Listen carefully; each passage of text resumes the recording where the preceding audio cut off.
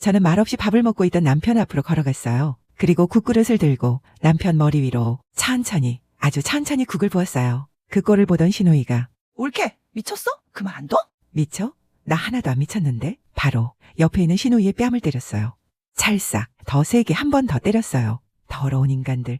그대로 핸드폰을 집어들었어요. 전화는 시아버지에게. 아버님 딸이 낳은 애 아빠가 누군지 찾았거든요. 그게 무슨 말이야? 애 아빠를 찾았다고? 저것들은 인간이길 포기한 짐승이라고요. 사람 사는 세상엔 말 못할 이야기가 있습니다. 여기는 기구한 인생, 오늘의 이야기를 시작합니다. 저는 전업주부였습니다. 결혼 후 단 한 번도 밖에서 일해본 적 없어요. 누가 물으면 늘 이렇게 대답했죠. 제가 원해서 집에 있는 거예요. 거짓말이었어요. 사실은 그냥 말 안 하고 사는 게 편했거든요. 입 다물고 고개 끄덕이고 눈치 보며 웃는 게 어느 순간부터 제 일상이 됐죠. 답답하다는 말 살면서 수도 없이 들었어요. 근데요, 원래부터 그런 사람은 아니었어요.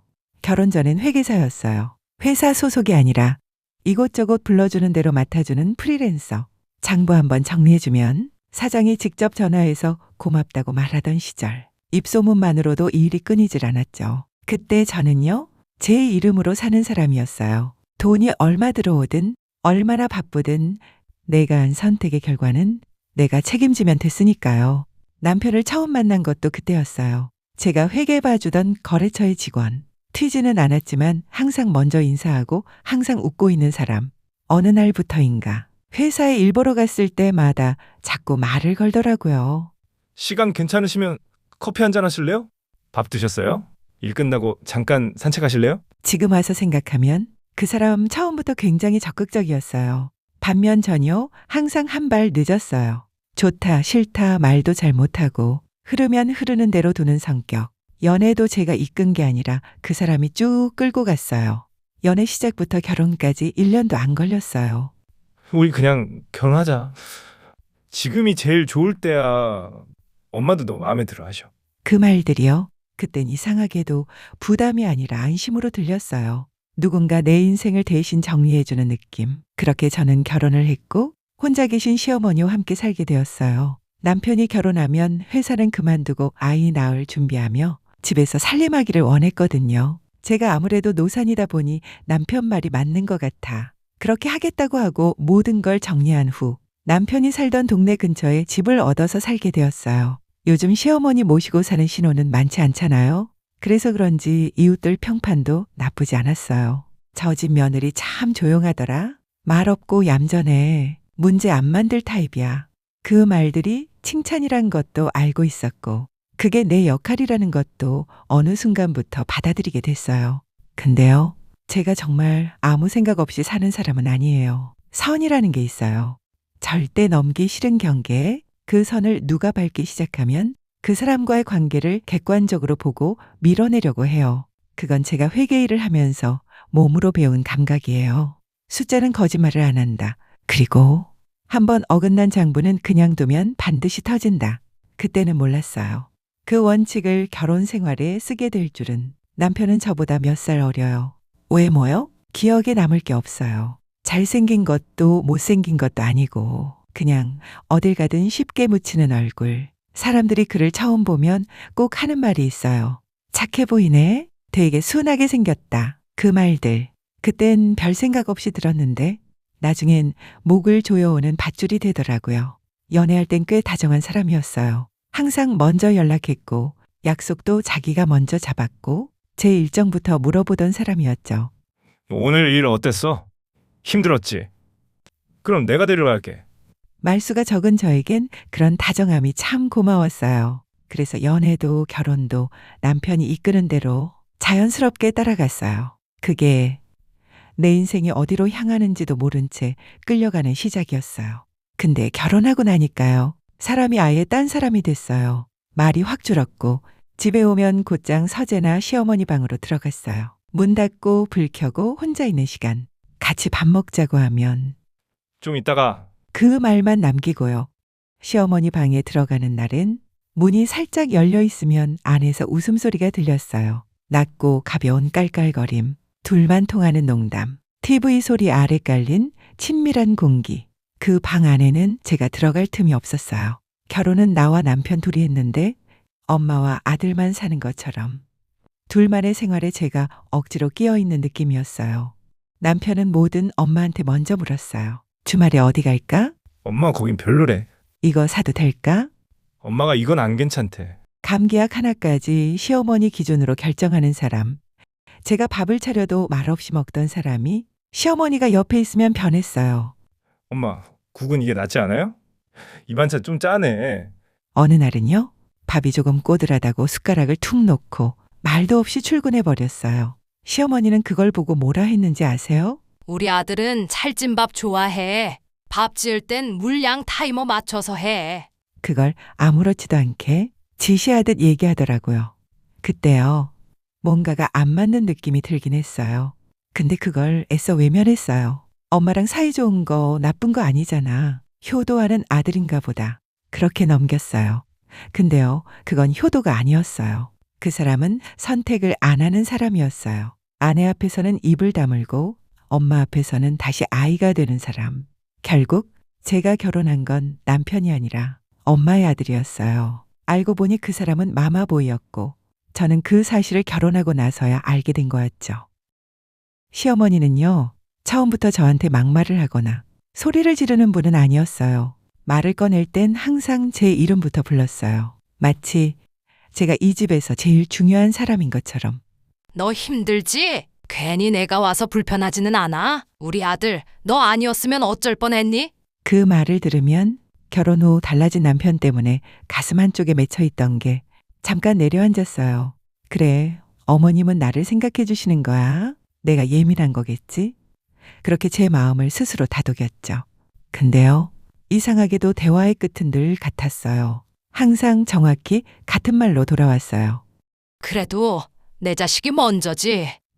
결론은 단 한 번도 흔들린 적이 없었어요. 밥상에서도 돈 이야기에서도 아주 사소한 선택 앞에서도요. 너도 이해해줘야지. 제가 원래 그런 애잖아. 한두 번이면 그냥 넘겼을 거예요. 근데 그 말이 결혼하고 거의 3년 동안 하루도 빠짐없이 반복되니까요. 사람이 이상해지더라고요. 내가 틀린 사람처럼 느껴졌어요. 내가 예민한가? 내가 너무 계산적인가? 그래, 가족인데. 하루가 끝날 때마다 제 생각을 하나씩 지우는 게 일상이 됐어요. 시어머니는 아이 이야기를 직접 꺼내는 법이 없었어요. 절대 왜 애 안 낳니? 이런 말은 안 했죠. 대신 돌려서 말했어요. 요즘은 병원 기술이 참 좋아. 우리 아들은 애를 참 좋아해. 쟤 어릴 땐 말이야. 애 없고 잠도 제대로 못 잤어. 그것도 다 추억이지. 그 말이 나올 때마다 저는 웃으면서 고개를 끄덕였어요.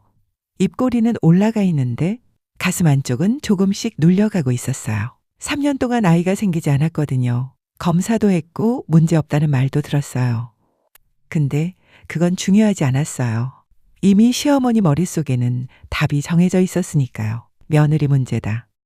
시어머니의 아들 사랑은 사랑이라기보다는 집착에 가까웠어요. 남편 하루 일정, 컨디션, 기침 소리 하나까지 시어머니가 먼저 알아챘어요. 어디 아픈 거 아니야? 병원 가야 하는 거 아니야? 그럴 때마다 저는 점점 아내 자리가 아니라 뒤로 밀려났어요. 시어머니는 또 자주 아프다고 했어요. 아주 자주요. 허리가 안 좋아서 오늘은 도저히 힘이 없네. 그러면서 꼭 이런 말을 덧붙였죠. 내가 할 수 있으면 다 하지. 근데 몸이 이래서. 그 말이 떨어지는 순간 집안일은 자연스럽게 제 몫이 됐어요. 청소, 빨래, 장보기, 반찬, 상 차리기. 그걸 다 하면서도 제가 힘들다는 말은 입 밖으로 꺼내지 않았어요. 왜냐하면 그 다음에 돌아오는 말이 이미 머릿속에 그려졌거든요. 아이고, 그 정도도 힘들면 애는 어떻게 키우려고 그래? 웃으면서 말해요. 근데 그 말이 가슴을 콱 막아버렸어요. 한 번은 감기로 몸살이 심하게 왔던 날이었어요. 열 때문에 몸이 제대로 움직이지도 않았는데 부엌에서 시어머니 목소리가 들렸어요. 잠깐만 나와봐. 싱크대에는 그릇이 한가득 쌓여 있었어요. 오늘 내가 좀 무리했나 보다. 이것만 좀 해줄래? 제가 대답을 안 하자 시어머니가 웃으면서 덧붙였어요. 아, 하기 싫으면 말해도 돼. 내가 알아서 할게. 그 말 거절할 수 없는 말이었어요.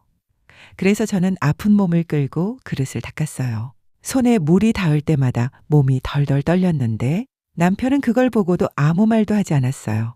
그때 이 생각이 들었어요. 아, 이 집에서 나는 사람이 아니구나. 존중하는 척하면서 사실은 아들을 위한 보모로 쓰는 사람. 시어머니는 절대 악역처럼 굴지 않았어요. 그래서 더 무서웠어요. 웃으면서 다정한 말로 조금씩 사람을 갉아먹는 타입이었거든요. 며칠 뒤 신우이가 집에 들렀어요. 과일 봉지를 들고 늘 하던 것처럼 문을 열고 들어왔죠. 이거 엄마 좋아하는 거라서. 그 목소리 언제나처럼 가볍고 경쾌했어요. 신우이는요, 연애할 때 거의 얼굴 본 적이 없었어요. 남편이 엄마랑 밥 먹자며 자리를 만들어도 신우이는 늘 빠져 있었어요. 누나는 바빠. 요즘 회사가 정신없어. 딱 잘라 말했죠. 그땐 별 생각 없이 넘겼어요. 하지만 속으론 조금 이상하다 싶기도 했어요. 혹시 신우이 집안에서 좀 문제 있는 거 아니야? 그런 생각이 자꾸 들었거든요. 늘 말로만 존재하던 사람이니까요. 그리고 상견례 날 처음으로 신우이를 봤어요. 근데 의외였어요. 눈에 띄는 구석이 하나도 없었거든요. 과하게 밝지도 않고 어색하게 말도 많지 않고 그냥 아, 이런 사람이구나. 그 정도였어요.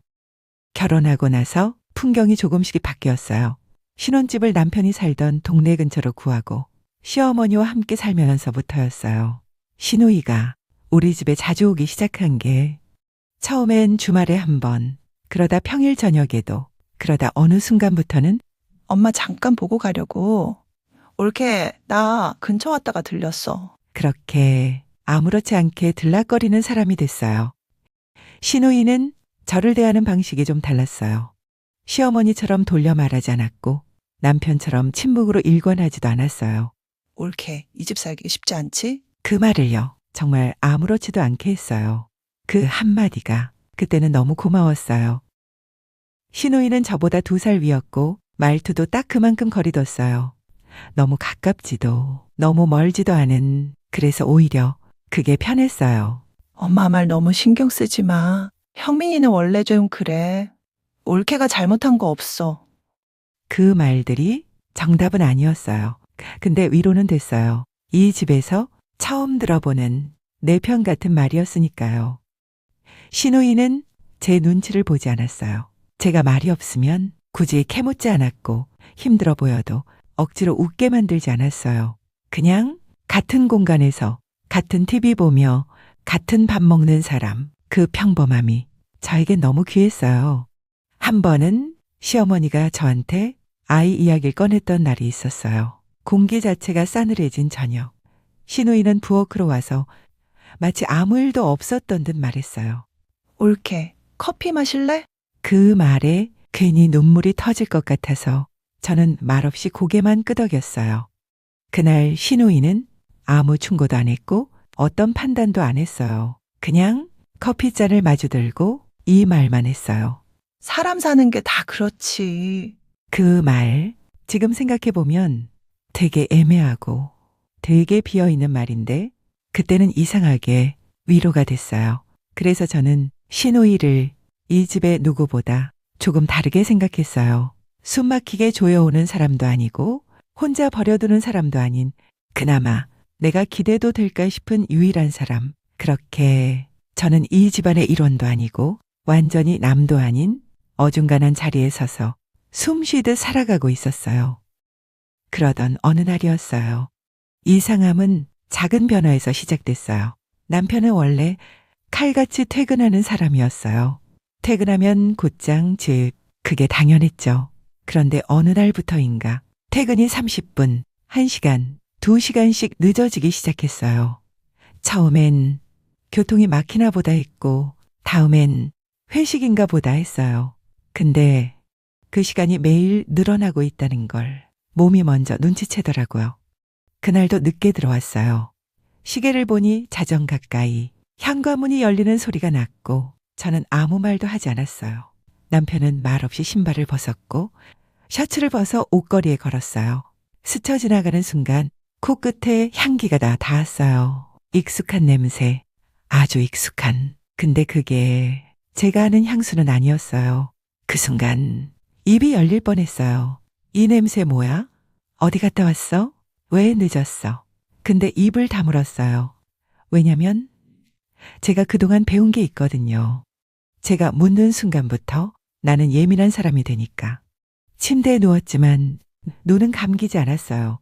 심장은 천천히 하지만 깊게 뛰고 있었어요. 셔츠에서 퍼지던 향. 계속 머릿속을 맴돌았어요. 분명 어디서 맡았는데, 분명 아는 냄새인데 어디서였지? 도대체 어디서 맡은 냄새야? 그 생각만 밤새도록 맴돌았어요. 며칠 뒤 신호이가 집에 들렀어요. 과일 봉지를 들고 늘 하던 것처럼 문을 열고 들어왔죠. 이거 엄마 좋아하는 거라서 그 목소리 언제나처럼 가볍고 경쾌했어요.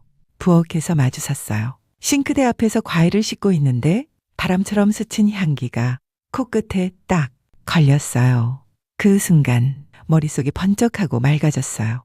남편 셔츠에서 났던 그 향기, 신호이에게서 풍기고 있었어요. 저도 모르게 입이 열렸어요. 형님 향수 뭐 쓰세요? 신호이는 씩 웃으며 말했어요. 아, 이거 요즘 애들이 많이 뿌리는 거야. 누구지? 그 배우 있잖아. 걔가 뿌린다고 해서 유행이래. 나도 선물 받았어. 마음에 들면 내가 하나 사줄까? 저는 고개를 저었어요. 괜찮아요. 기회 되면 제가 직접 살게요. 그 말과 동시에 내 표정이 무너졌나 봐요. 아니면 신호이가 뭔가를 느꼈는지도 모르죠. 옳게 많이 피곤해 보여. 그 말이 가슴팍을 푹 찔렀어요.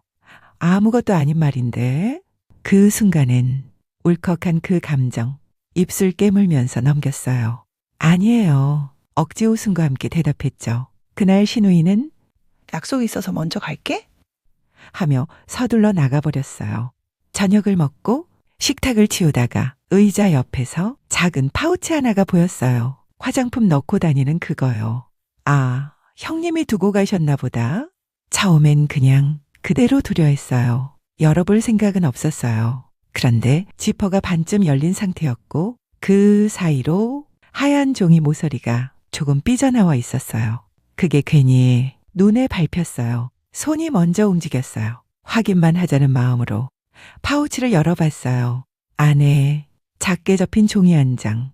구겨진 그 종이를 펴는 순간 딱 한 줄이 눈에 들어왔어요. 산부인과. 순간 손끝에 감각이 없어졌어요. 병원 이름, 접수 날짜, 시간 딱 거기까지만 적혀 있었어요.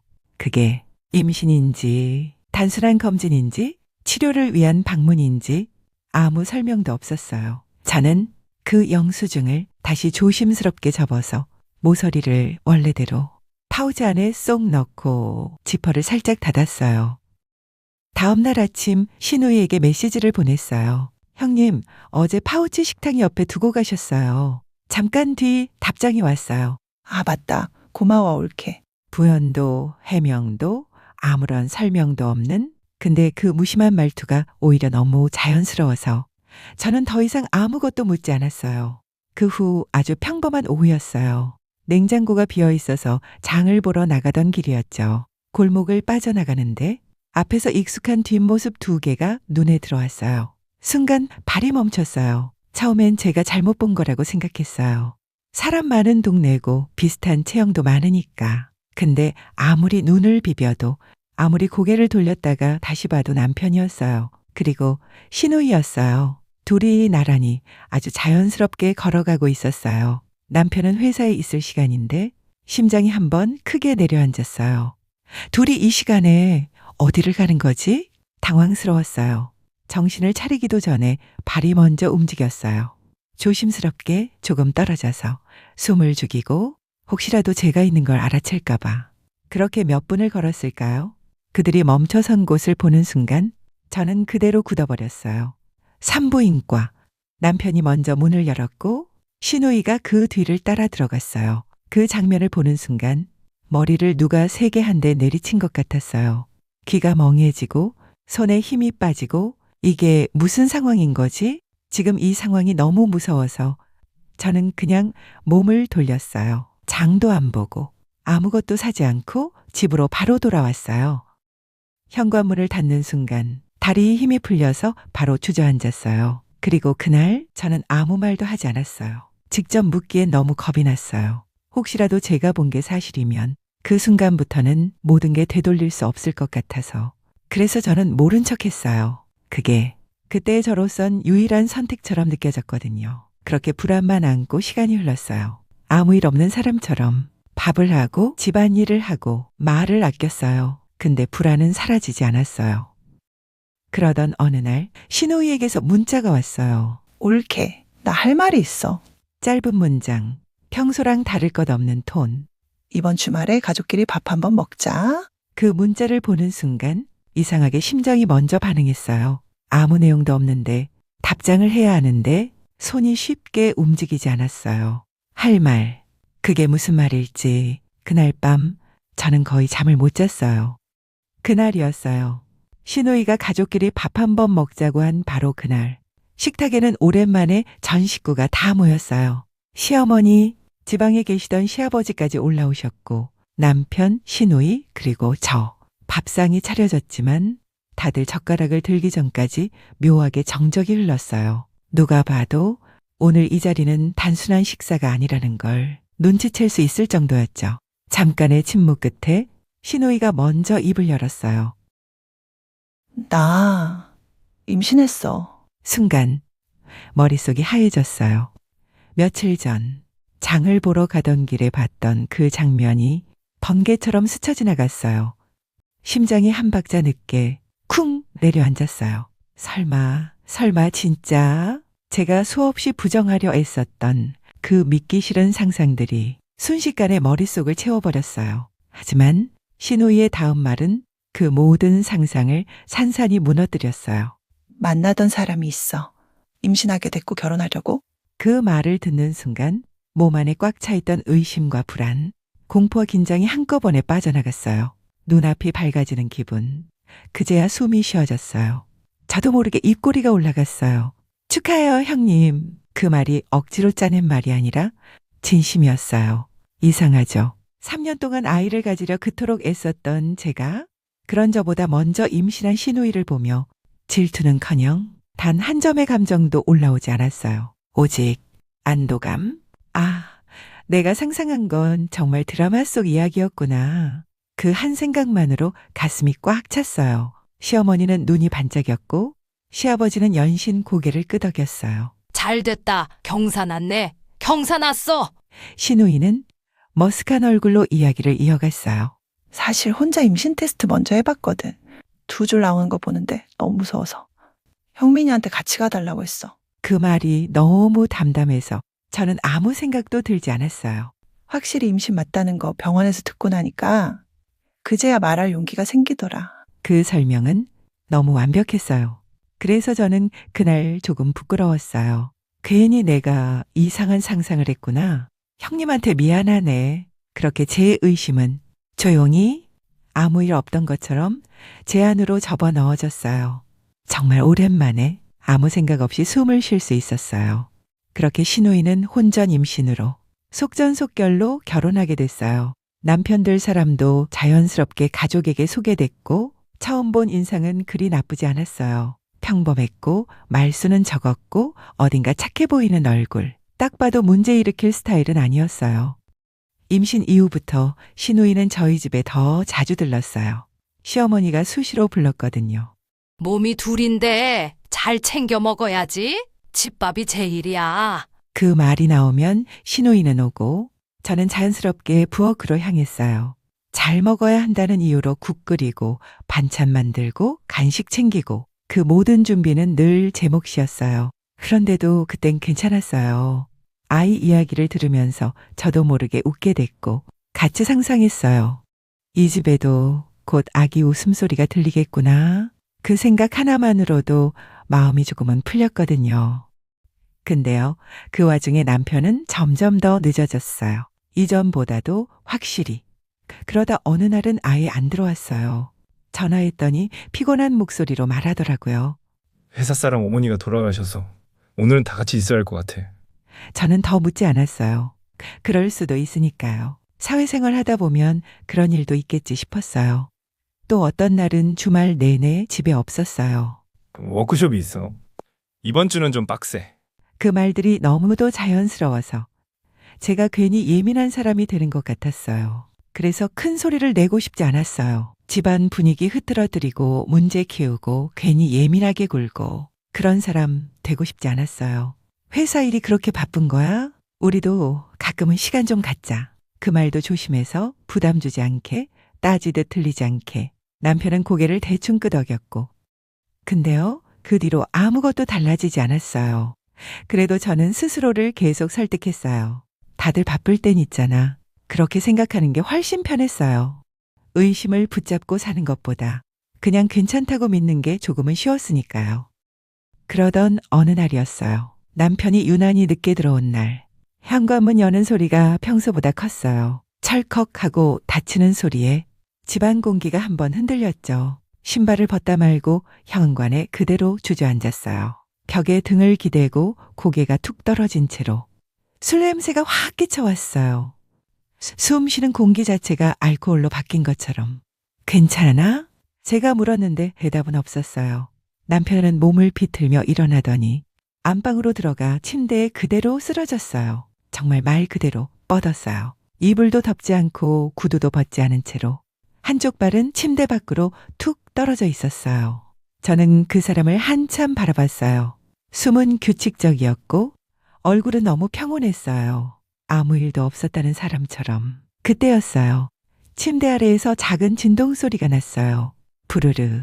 고개를 숙이자 바닥에 떨어진 남편 휴대폰이 미세하게 흔들리고 있었어요. 잠깐 뒤 또 한 번 부르르 연달아서 메시지가 들어오고 있었어요. 이 시간에 누구지?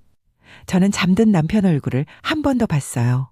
그리고 아무 말 없이 휴대폰을 집어들고 남편 손을 잡았어요. 지문인식. 잠든 사람 손으로 휴대폰을 여는 게 이렇게 쉬울 줄은 몰랐어요. 화면이 켜지는 순간 알았어요. 아, 이제는 돌아갈 수 없겠구나. 문자를 보낸 사람 이름은 남자 이름이었어요. 아주 흔한 이름. 회사 동료라고 해도 전혀 이상하지 않을 만큼 이름만 봤으면 별 의심을 안 했을 거예요. 근데 문자 내용은 전혀 달랐어요. 잘 들어갔어? 첫 번째 문자는 짧은 한 줄. 그리고 두 번째 메시지. 많이 취해 보이던데 내가 데리러 안 갔으면 큰일 날 뻔했네요. 그 다음 마지막 하나. 잘 자고 내일 연락해요. 그 문장들을 읽는 데는 몇 초도 안 걸렸어요. 근데 이해하는 데는 한참이 걸렸어요. 심장이 아래로 쿵 떨어졌어요. 배신감이라는 말로는 설명이 안 됐어요. 분노라는 단어도 모자랐고요. 그냥 몸 안에서 무언가가 와르르 무너지는 느낌. 이건 아니다. 이건 설명이 안 된다. 이건 바람이 난 거다. 그 생각이 머릿속을 꽉 채웠어요. 그제야 제가 숨을 제대로 못 쉬고 있다는 걸 알았어요. 남편은 여전히 아무것도 모른 채 자고 있었어요.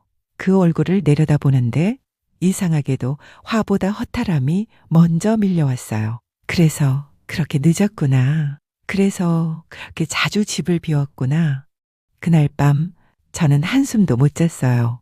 한번 확인해버린 사람은 다시 모른 척할 수 없잖아요. 그때부터였던 것 같아요. 남편의 외도가 눈에 보이기 시작한 게. 이상하죠. 확실한 증거라고 할 만한 건 그날 밤 본 문자 몇 줄 뿐이었는데 그 뒤로는 모든 게 달라 보였어요. 말투 하나, 표정 하나, 현관문을 열고 들어올 때 집 안으로 밀려들던 공기까지. 전에는 내가 예민한가 하고 넘겼던 것들이 이제는 하나도 안 놓쳤어요. 너무 또렷해서 피할 수가 없었거든요. 여자의 촉이라고 해야 할까요? 한번 의심이 확신으로 넘어가 버리니까 이제는 안 보일 수가 없었어요. 그때부터 머릿속에 한 문장이 계속 맴돌았어요. 이제 더 확실한 게 필요해. 그 생각을 굴리며 하루하루를 보내던 어느 날이었어요. 그날은 시어머니가 동네 친구를 만나러 나간다고 하셨어요. 점심은 밖에서 먹고 올게. 그렇게 시어머니는 나가셨고 집에는 저 혼자 남았죠.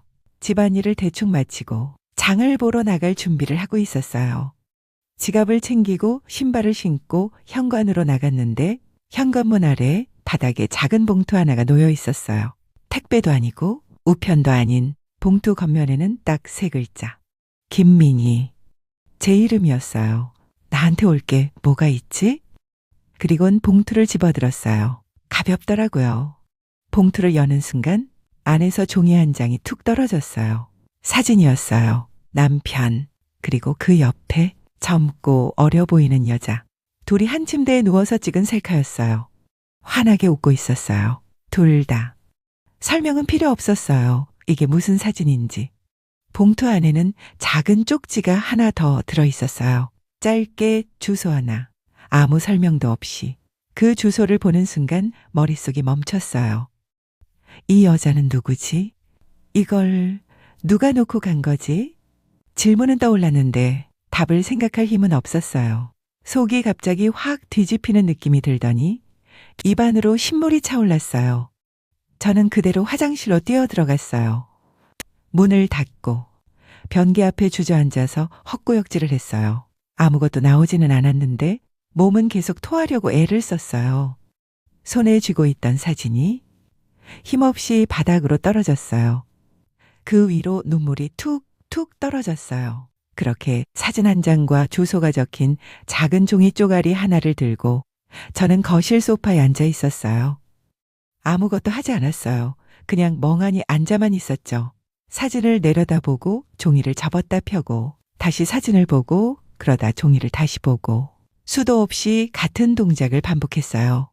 이게 뭐야? 누가 보낸 거지? 무슨 의도일까? 머릿속이 복잡해서라기보단 그 반대였어요. 너무 비어 있었거든요. 생각을 하려고 해도 어디서부터 꺼내야 할지 모르겠는 진공 같은 상태. 이걸 누군가에게 물어볼까? 가장 먼저 떠오른 얼굴은 신우이였어요. 하지만 곧바로 고개를 저었어요. 임산부에게 이런 얘기를? 설령 사실이라 해도 확인되지 않은 걸로 사람 마음을 흔드는 건 너무 잔인하잖아요. 그렇게 생각을 접었어요. 그래, 이건 내가 혼자 끝을 봐야 해. 그 순간부터 머리는 움직이기 시작했어요. 차키를 들고 현관문을 나섰어요. 내비게이션이 알려준 거리 20분 남짓. 도착한 곳은 낡고 조용한 빌라촌이었어요. 좁은 골목, 빽빽한 주차, 조금은 눅눅한 벽. 차를 주소 근처에 대놓고도 당장 내리지 못했어요. 손잡이에 손을 올린 채 가만히 앉아 있었죠. 차문을 여는 일조차 왜 그렇게 어려운 건지 모르겠더라고요. 그렇게 1시간쯤 지났을까요? 저 멀리 골목 끝에서 한 여자가 걸어왔어요. 눈을 떼지 못했어요. 사진 속 여자와 닮았어요. 정확히 똑같다고 말할 순 없지만 어딘가 겹치는 인상이었어요. 긴가민가하며 지켜보는데 종이에 적힌 주소의 빌라 건물로 들어갔어요. 그리고 잠시 뒤 2층에 불이 켜졌어요. 그 순간 확신이 들었어요. 저 여자 집이구나. 그 인식이 들자마자 몸이 먼저 움직였어요. 차문을 열고 조심스레 내렸어요. 몇 걸음, 정말 몇 걸음인데 그 길이 왜 그렇게 멀게만 느껴졌는지 모르겠어요. 계단 앞에서 숨을 한번 크게 들이마시고 초인종을 눌렀어요. 띵동. 잠시 정적. 곧이어 인터폰 너머로 여자 목소리가 울렸어요. 누구세요? 그 한마디에 입이 붙어버렸어요. 뭐라도 말해야 하는데 혀가 굳었어요. 그렇게 정적이 흘렀고 1분 정도가 지났을 때 문이 열렸어요. 그리고 그 여자가 문 앞에 서 있었어요. 사진에서 봤던 그 얼굴 그대로. 그 순간 제가 여기까지 와버렸다는 게 비로소 현실이 됐어요. 문을 열고 나온 여자는 저를 한번 훑어보더니 고개를 살짝 갸웃했어요. 누구시죠? 그 표정이요. 정말로 저를 전혀 모르는 사람의 얼굴이었어요. 나 박형민 와이프예요. 그 말을 꺼내는데 생각보다 힘이 들었어요. 목이 한번 걸렸다가 억지로 밀어낸 것처럼 나왔어요. 네? 여자의 눈이 순간 크게 뜨였어요. 연기라기엔 너무 즉각적이었고 너무 날 것이었어요. 가방에서 사진을 꺼내 여자 앞으로 내밀었어요. 그쪽, 이 사람이랑 내 남편 박형민이랑 무슨 사이죠? 사진을 보는 순간 여자 얼굴에서 혈색이 쭉 빠지는 게 보였어요. 다 알고 왔어요. 제 목소리가 저도 모르게 낮아졌어요. 어려 보이는데 유부남을 만나요? 생각이라는 게 있긴 해요. 말을 고를 여유는 없었어요. 일부러 날카롭게 던졌어요. 제가 더 몰아붙이려는 순간 그 여자가 갑자기 제 팔을 붙잡았어요. 일단 들어오세요. 명령이라기보단 부탁에 가까운 목소리였어요. 그리고는 거의 끌다시피 저를 집 안으로 데려갔어요. 철컥. 거실은 혼자 사는 사람 집 같았어요. 깔끔했고 생활감은 있었지만 남자 물건은 눈에 띄지 않았어요. 저는 서서 말했어요. 언제부터예요? 언제부터 둘이 만난 거예요? 여자는 입술을 몇 번 달싹이다가 한참 만에 말을 꺼냈어요. 저 형민 오빠가 유부남인 줄 몰랐어요. 그 말을 듣는 순간 속에서 웃음이 나올 뻔했어요. 그걸 나보고 믿으라는 거예요? 제 말투가 확실히 거칠어졌어요. 저한테는 결혼 안 했다고 했어요. 여자가 급하게 말을 이었어요. 그리고 저보고 결혼하자는 말도 해서 유부남인 줄 몰랐어요. 진짜예요. 저는 단호하게 고개를 저었어요. 거짓말하지 마요. 지금 나 진짜 많이 참고 있는 거예요. 상간녀 소송이라는 말이 머릿속에서 선명하게 떠올랐어요. 이건 다 피하려고 하는 말이겠지. 그렇게 생각했어요. 그런데 여자는 울지도 않았고 목소리를 높이지도 않았어요. 대신 숨을 한 번 고르고 천천히 말했어요. 진짜예요. 믿어주세요. 그리고는 하나씩 조심스럽게 말해주기 시작했어요. 만난 건 3달쯤 전. 회사에 인턴으로 들어가면서 처음 알게 됐고, 인턴 기간이 끝난 뒤부터 남편이 먼저 연락을 해왔다는 거. 밥을 먹고 커피를 마시고 영화를 보고 그 과정에서 남편의 대시가 꽤 적극적이었고, 그래서 자기도 받아들이게 됐다는 말. 그 얘기를 듣는 동안 저는 아무 말도 하지 않았어요. 머릿속에서는 이미 퍼즐이 차근차근 맞춰지고 있었거든요. 그때 제가 다시 사진을 들었어요. 그럼 이 사진은요? 제 목소리가 아주 조금 떨렸어요.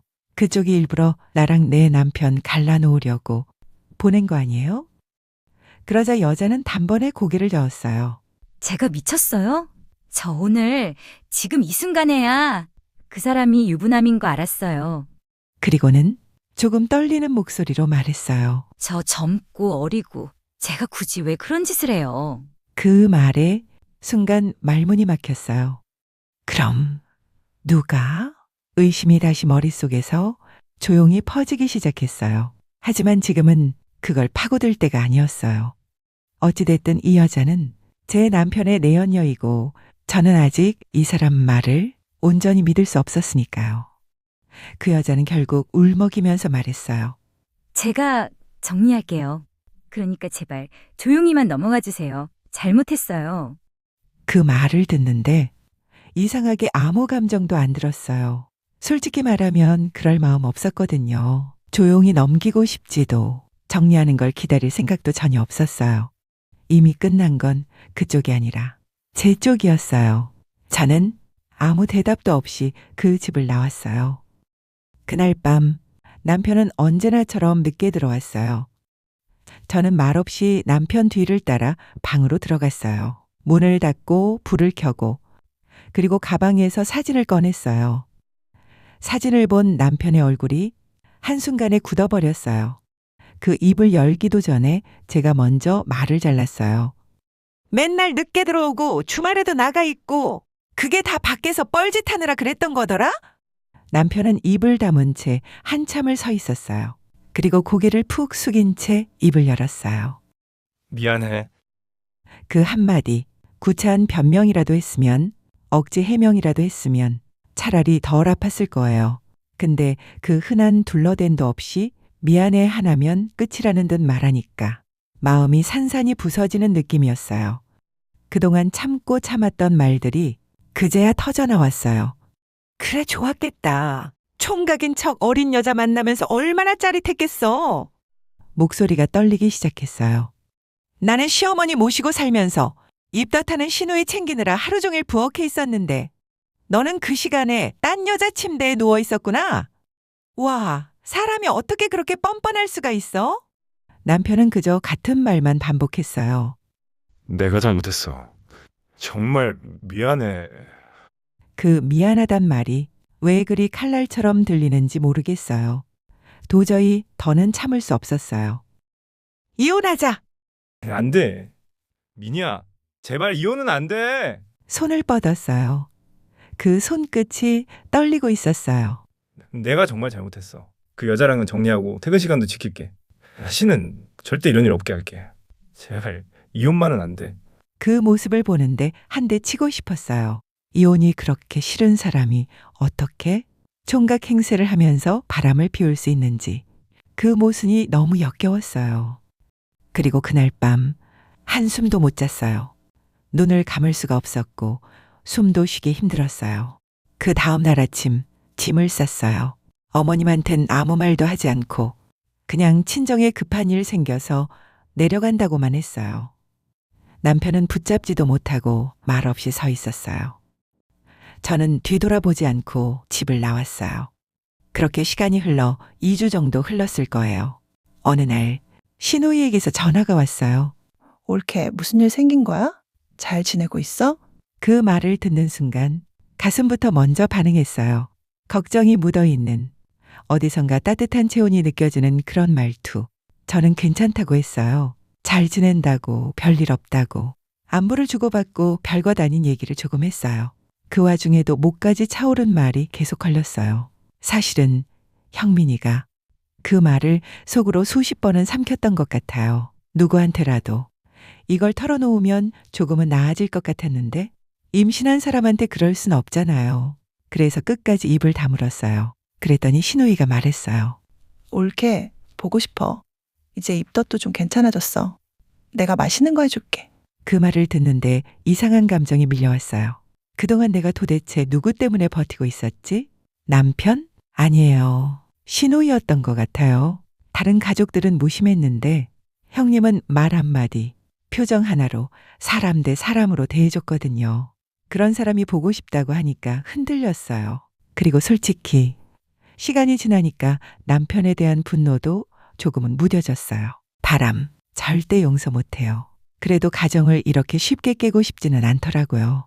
그래도 한 번쯤은 다시 돌아가서 정리해보자. 그렇게 저는 스스로를 설득했어요. 그리고 일주일쯤 더 지난 뒤 짐을 다시 챙겼어요. 집에 도착했을 때 신우이는 이미 와 있었어요. 저를 보자마자 밝게 웃으며 벌떡 일어났어요. 올케! 그 한마디, 그 표정, 그걸 보는 순간 왜 그렇게 울컥했는지 모르겠어요. 그 형님은 진심으로 기뻐해주고 있었거든요. 뒤쪽엔 남편도 있었어요. 어색하게 웃으면서 괜히 더 반가운 척. 왔어? 예. 그 웃음이 진심인지 아닌지는 굳이 따지고 싶지 않았어요. 그럴 기운도 없었고요. 시어머니는 조금 늦게 안방에서 나왔어요. 처음엔 걱정하는 말투였어요. 그동안 어디 아픈 건 아니고? 집 나가 있으니까 마음이 편했어? 그리고는 바로 본심이 나왔어요. 네가 없으니까 집안이 영 엉망이더라. 내가 몸만 좀 괜찮았으면 내가 다 했을 텐데 말이지. 입꼬리를 올리면서 웃는데 그 웃음 속에 딱 박혀 있었어요. 이제 왔으니까 일 좀 해라. 여전했어요. 저는 고개만 끄덕였어요. 아무 말 없이. 그리고 다시 그 집에 발을 들였어요. 그날 밤 남편과 단둘이 조용히 이야기를 나눴어요. 남편은 우리 부부가 싸운 다음 날 바로 그 여자랑 정리를 했다고 하더군요. 진짜야. 다 끝냈어. 연락도 안 하고 다시는 안 볼 사람이야. 그 말을 몇 번이나 되풀이했어요. 그 말이 얼마나 진실인지 확인할 방법은 없었지만 저는 확인하지 않기로 했어요. 가정을 지키고 싶었거든요. 저는 말했어요.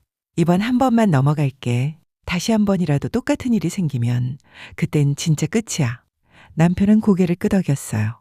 아무 말 없이. 그 말 한마디에 숨을 삼키는 소리가 들릴 정도로 저도 더 이상 그 기억에 잡혀있고 싶지 않았어요. 계속 곱씹는다고 상처가 아물지도 않고 그 기억들이 저를 하루하루 갉아먹을 것 같았거든요. 그래서 결심했어요. 모든 걸 잊자. 그리고 그 이후엔 나도 변해야겠다고 생각했어요. 지금까지는 늘 가족들 그림자 안에서 조용히 살았지만 이젠 제 삶을 살기로 했어요. 그래서 그렇게 결심한 날 식사 자리에서 말했어요. 나 다시 일할 거예요.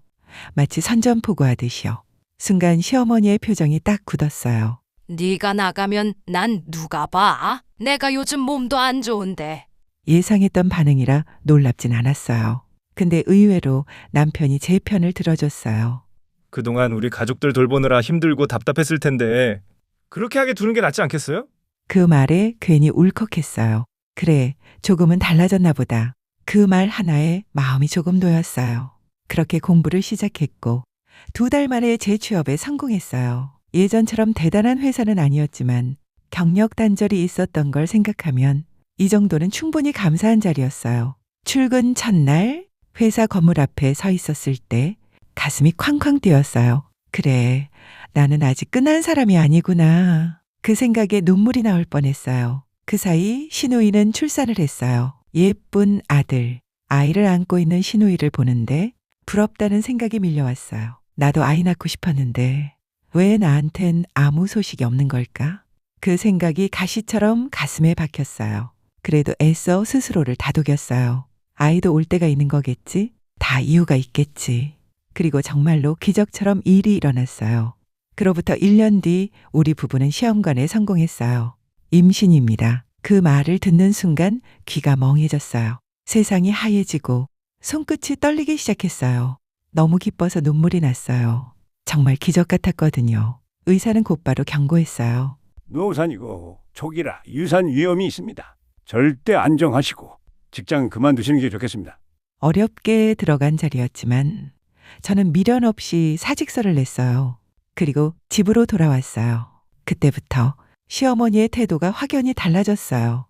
예전 같았으면 아프다며 모든 집안일을 제게 넘겼을 사람인데 너는 쉬어. 내가 다 할게. 애 잘못되면 큰일이잖아. 그 말들이 너무 낯설었어요. 괜히 더 불편했어요. 쉬라고는 하는데 마음이 전혀 편하지 않았거든요.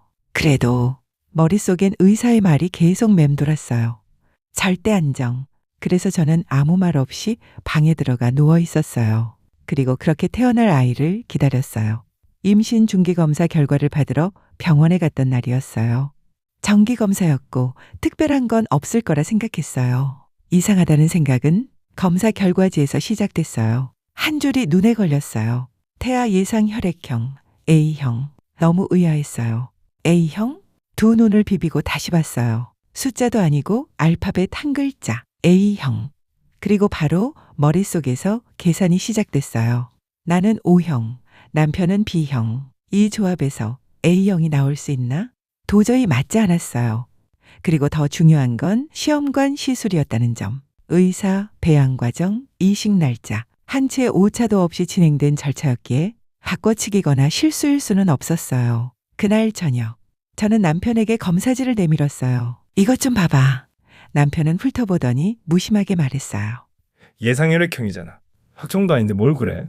그 말에 저도 고개를 끄덕였지만 마음 한구석은 불안했어요. 그래도 혹시 모르니까 혈액형 검사 한 번만 다시 해보면 안 될까? 남편은 웃으며 말했어요. B형이야. 어릴 때부터 쭉. 그래도 제가 계속 말하니까 귀찮은 듯 마지못해 동의했어요. 며칠 뒤 검사 결과가 나왔어요. A형. 결과지를 본 순간 시간이 멈춘 것 같았어요. 이상하네. 남편이 말했어요. 예전에 검사 잘못 나오는데 맞아. 그냥 그때 잘못 알고 있었나 보지. 그래도 다행이라고 생각했어요. 내 아이가 문제없이 우리 둘의 아이라는 사실에 찜찜한 마음을 지우니 한결 가벼워졌어요. 근데 문제는 그게 아니었어요. 그날 밤 혼자 앉아 다시 계산했어요. A형 혈액형, B형 부모에게서 나올 수 없는 조합, 시어머니는 B형, 시아버지도 B형, 둘 사이에서 A형 자식은 불가능했어요. 다음 날 저는 시어머니에게 조심스레 말했어요. 어머님, 혈액형 정확하게 기억하세요? 그걸 왜 몰라? B형이지. 그래도 혹시 모르니까 검사를 다시 해보자고 했어요. 시아버지도 같이. 며칠 뒤 결과가 나왔어요. 시어머니 B형, 시아버지 B형, 남편 A형. 그 순간 공기가 정지된 듯 했어요. 어떤 말도 할 수 없었고 어떤 생각도 이어지지 않았어요. 그날 이후 집안의 분위기는 완전히 달라졌어요. 며칠 뒤 시아버지가 단호하게 말했어요. 확실히 하자. 그 말은 친자 확인이었어요. 시어머니는 나를 의심하느냐며 화를 냈지만 소용없었어요. 그렇게 친자 확인 검사를 했고 결과는 불일치. 남편은 시어머니와도 시아버지와도 친자가 아니었어요. 그 종이를 보는 순간 시어머니는 무너졌어요. 내 자식이 먼저다. 우리 집 핏줄이다. 가족이니까. 그 모든 말이 한순간에 헛된 공기처럼 사라졌어요. 그날 밤 시어머니는 방에서 나오지 않았고 남편은 한마디도 하지 않았어요. 저는 한참을 앉아 스스로에게 물었어요. 이제 어떻게 되는 걸까? 혼란스러웠지만 결국 저는 스스로에게 다시 말했어요. 이 사람은 그래도 내 남편이야. 시어머니 자식이 아니어도 내가 선택했고 내 아이의 아버지인 건 달라지지 않잖아. 그 다음 날 시아버지는 말없이 지방으로 내려가셨어요. 아무 말도 남기지 않았어요. 하지만 시어머니는 달랐어요. 며칠 후 뭔가라도 결심한 듯이 남편의 옛날 앨범과 서류를 하나하나 꺼내기 시작했어요. 이해하려고 애쓰는 모습이었지만 남편을 대하는 말투와 눈빛이 조금씩 달라졌어요. 그렇게 시간이 더 흘러 시어머니는 시누이를 집으로 불렀고 지금까지 쌓인 얘기들을 한풀이하듯 쏟아냈어요. 내가 뭘 잘못했나? 어디서부터 어긋난 건지 모르겠어. 나도 속은 거야. 이게 무슨 죄야? 그렇게 가족이란 이름 아래 숨겨졌던 모든 것들이 조용히 터지기 시작했어요. 시어머니는 한참 동안 시누이를 붙들고 있었어요. 방 안에서 낮은 목소리가 오르내렸고 중간중간 울음 섞인 숨소리도 들렸어요. 무슨 얘기인지는 들리지 않았지만 쉽지 않은 대화라는 건 분위기만으로도 충분히 느껴졌어요. 꽤 시간이 흐른 뒤 방문이 열렸고 시누이가 나왔어요. 그 순간 그 얼굴엔 놀람도 눈물도 없었어요. 그 대신 많은 걸 안고 나온 사람의 표정이었어요. 이미 많은 생각을 끝낸 사람, 결정을 내려버린 사람. 시누이는 아무 말 없이 식탁에 앉았고 저도 그 맞은편에 조심스럽게 자리를 잡았어요. 잠깐의 정적. 그리고 제가 먼저 입을 열었어요. 많이 놀라셨죠? 시누이는 고개를 천천히 끄덕였어요. 상상도 못했어. 하지만 그 말에 담긴 감정이 어딘가 말과 어긋나는 느낌이었어요. 그 이후의 대화는 짧고 형식적인 말들 뿐이었어요. 위로인지 예의인지 모를 빈말 같은 문장들. 그러다 시누이가 자리에서 일어나며 말했어요. 엄마 잘 좀 부탁해. 그 말만 남긴 채 아기를 안고 작은 인사만 하고 그대로 돌아갔어요. 그 조용한 뒷모습이 괜히 마음에 걸렸어요. 저는 서재로 향했어요. 남편은 책상 앞에 앉아 있었고 고개를 들자 눈이 부어 있었어요. 괜찮아? 제가 조심스럽게 물었어요. 잠시 생각에 잠기던 남편이 입을 열었어요. 나는 괜찮아. 우리 엄마는 내 엄마잖아. 달라지는 건 없어. 말은 담담했지만 눈빛은 복잡했어요. 그리고 조금 멈칫하다가 덧붙였어요. 다만 엄마가 많이 충격받은 것 같아. 그게 계속 마음에 걸려. 그 말에 왜인지 제가 더 멍해졌어요. 저는 그저 고개만 끄덕였어요. 무슨 말을 해도 위로가 되지 않을 것 같았어요. 그날 밤 잠은 오지 않았어요. 몸은 지쳐 있었지만 머리는 끝없이 돌고 있었어요. 그래도 억지로 눈을 감았어요. 뱃속의 아기를 위해서. 시간이 지나면 어머님도 받아들이시겠지. 스스로를 몇 번이고 달래며 잠을 청했어요. 그런데 그건 큰 착각이었어요. 일주일쯤 지나던 날이었어요.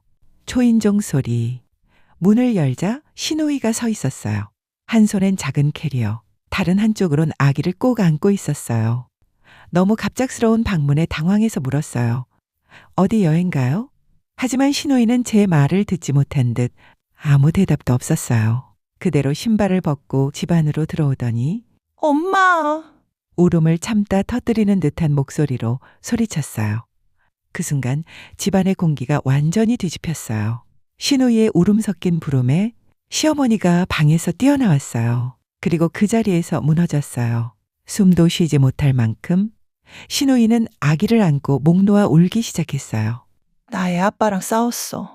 말이 울음에 휘말려 제대로 들리지 않았어요. 이렇게는 같이 못 살겠대. 이혼하자고 했어. 순간 제 머릿속이 새하얘졌어요. 너무 갑작스러웠고 어떻게 반응해야 할지 감도 잡히지 않았어요. 그 사이 시누이의 울음은 점점 더 커졌어요. 정말로 세상 끝에 내몰린 사람처럼 그 울음이 온 집안을 뒤덮었어요. 한참을 그렇게 울고 나서야 조금씩 숨을 골랐고 저는 조심스럽게 물 한 잔을 건넸어요. 형님, 일단 물 좀 드세요. 시누이는 두 손으로 컵을 감싸쥐고 고개를 떨군 채 말했어요. 옳게 집 구할 때까지만 말이 끝나기도 전에 불안이 밀려왔어요. 당분간만 여기서 지내면 안 될까? 귀를 의심했어요. 옳게 임신해서 힘들 텐데. 내가 진짜 집안일 다 할게. 애 때문에 새 집 알아보는 것도 쉽지가 않아. 집만 구하면 바로 나갈게. 진짜 당분간만. 그 말들이 연이어 쏟아졌어요. 솔직히 싫었어요. 몸도 마음도 예민해질 대로 예민해진 상태였는데 시누이와 아이까지라니 상상만으로도 숨이 막혔어요. 그래서 최대한 부드럽게 말했어요. 형님, 아무리 그래도 그건 좀... 그 말이 끝나기도 전에 그러자 시어머니가 단호하게 끼어들었어요. 너무 쉽고 당연하다는 듯이. 그래야지. 이 어린애 안고 어디를 가겠니? 당분간만 이래잖아. 그렇게 하는 게 어때? 그 말에 저는 아무 말도 하지 못했어요. 결국 싫단 말을 못했어요. 그 결정이 제 인생에서 가장 큰 실수였다는 걸 그때는 전혀 몰랐어요. 그날부터 시누이는 서재에서 지내기로 했고 연신 고개를 숙이며 말했어요. 이해해줘서 고마워, 올케. 하지만 그 말이 고맙다기보단 부담처럼 들렸어요. 그날 저녁 남편이 퇴근했어요. 상황을 듣고는 말없이 시누이를 데리고 서재로 들어갔어요. 문이 닫혔고 안에서는 낮고 빠른 말다툼이 오갔어요. 무슨 말인지는 들리지 않았지만 분명 좋은 분위기는 아니었어요. 잠시 후 두 사람은 굳은 얼굴로 문을 나섰어요. 그날 밤 잠자리에 들기 전 남편이 먼저 말을 꺼냈어요. 이런 상황 만들어서 미안해. 그 말이 아무 도움이 되진 않지만 그래도 아무 말도 안 하는 것보다는 나았어요. 남편은 천장을 보고 조용히 말을 이었어요. 누나도 지금 정신없는 것 같아. 매형이랑 화해해서 빨리 돌아가든지. 잠깐 숨을 고르고 아니면 지낼 때 구하는 거. 내가 도와서 어떻게든 빨리 정리할게. 그리고 마지막으로 이 말을 덧붙였어요. 조금만 기다려줘. 그 말에 제 마음이 조금 풀어졌어요. 아무것도 못하는 상황에서 남편이 이렇게라도 말해주니까 이 상황을 견딜 수 있을 것만 같았어요. 그래, 지금은 어쩔 수 없겠지. 그렇게 스스로를 설득해 했어요. 남편은 제 쪽으로 돌아누워 조심스럽게 제 손을 잡았어요. 여보, 힘들 거 알아. 그래도 조금만 버텨줘. 그 말에 저는 아무 대답도 하지 않았어요.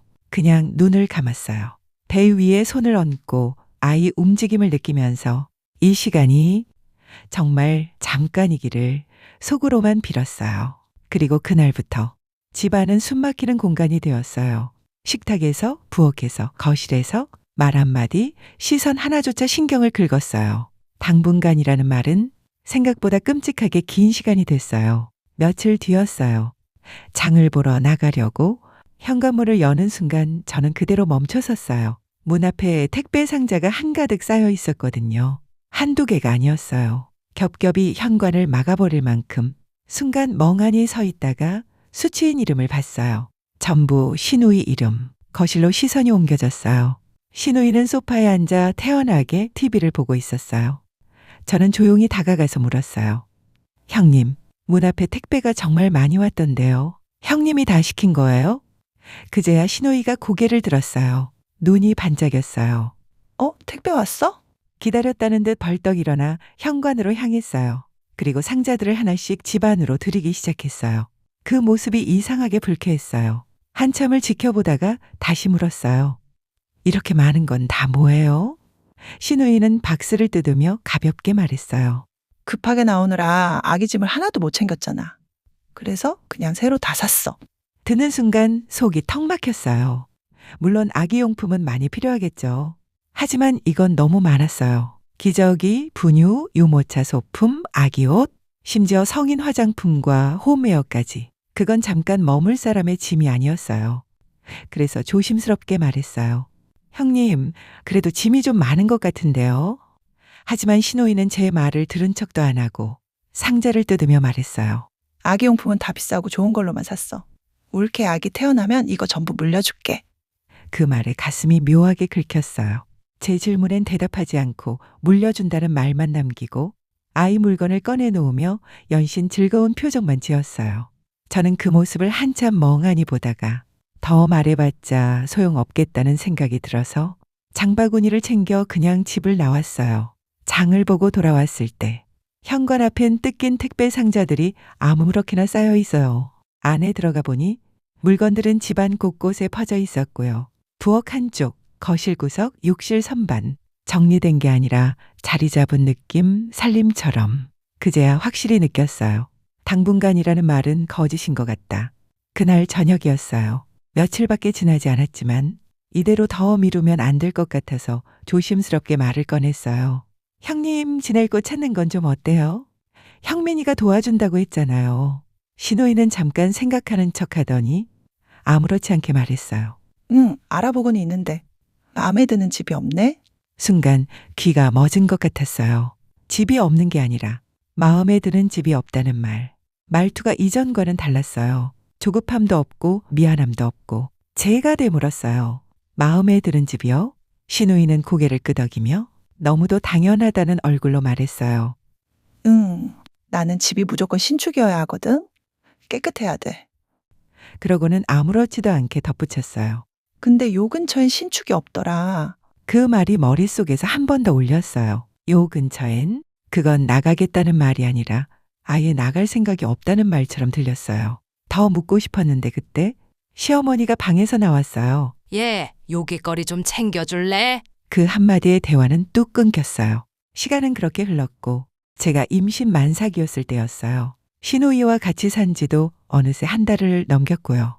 그날 밤 잠을 자다가 화장실이 급해서 깼어요. 배가 너무 불러서 혼자 일어나는 것도 힘에 부쳤어요. 그래서 습관처럼 남편 쪽으로 고개를 돌렸어요. 도와줘. 근데 남편이 없었어요. 핸드폰을 보니 새벽 1시를 조금 넘긴 시간. 몸을 겨우 일으켜 거실로 나갔어요. 거실에도 사람 기척은 없었어요. 그때 서재 쪽에서 낮은 말소리가 들려왔어요. 화장실 옆이라 자연스럽게 그쪽으로 걸어가게 됐어요. 조금 더 가까이 가자. 누군지 금방 알겠더라고요. 신우이와 남편, 이 시간에 둘이 무슨 얘기를? 저도 모르게 발걸음을 멈췄어요. 그리고 엿듣게 됐어요. 그 순간부터 손끝이 차갑게 식기 시작했어요. 빨리 와이프랑 헤어지라니까? 그만해. 그 얘기는 이미 끝났잖아. 난 안 끝났어. 그럼 계속 이렇게 살 거야? 누나만 나가면 돼. 그만 좀 해. 숨이 턱 막혔어요. 무슨 얘기인지 이해가 안 됐어요. 왜 나랑 이혼 얘기가 여기서 나오는 거지? 그때 신우이가 다시 말했어요. 너 걔 사랑해서 결혼한 것도 아니잖아.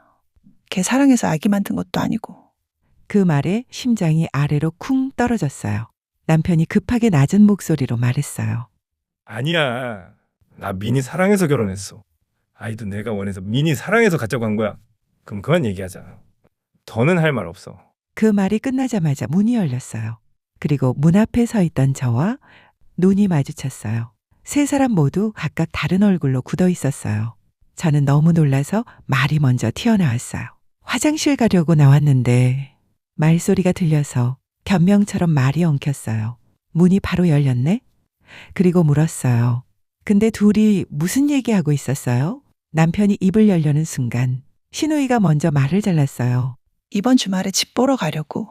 형민이한테 같이 갈 수 있냐고 물어보고 있었어. 거짓말이었어요. 아까 들은 말들이 아직도 머릿속에서 울리고 있었어요. 저는 표정을 숨기며 말했어요. 그걸 왜 이 시간에 해요? 아까 저녁 먹을 때 말하지. 신우이는 눈 하나 깜빡이지 않고 말을 이어갔어요. 잠들기 전에 핸드폰으로 집 찾다가 그때 딱 마음에 드는 집을 발견했지 뭐야? 말이 숨도 쉬지 않고 줄줄 이어졌어요. 그때 남편이 끼어들었어요. 맞아. 누나가 같이 가자고 해서. 그러면서 제 팔을 부축하듯 잡았어요. 주말에 약속 잡지 말라고 그 얘기하고 있었어. 그리고 신우이를 향해 짧게 말했어요. 일단 자. 문이 닫혔어요. 남편은 저를 끌려시피 하며 말했어요. 화장실 가려고 일어난 거자. 가자. 응. 그날 밤 저는 한숨도 못 잤어요. 눈을 감으면 그 말들이 계속 떠올랐어요. 안 끝났어. 헤어지라니까. 사랑해서 결혼한 것도 아니잖아.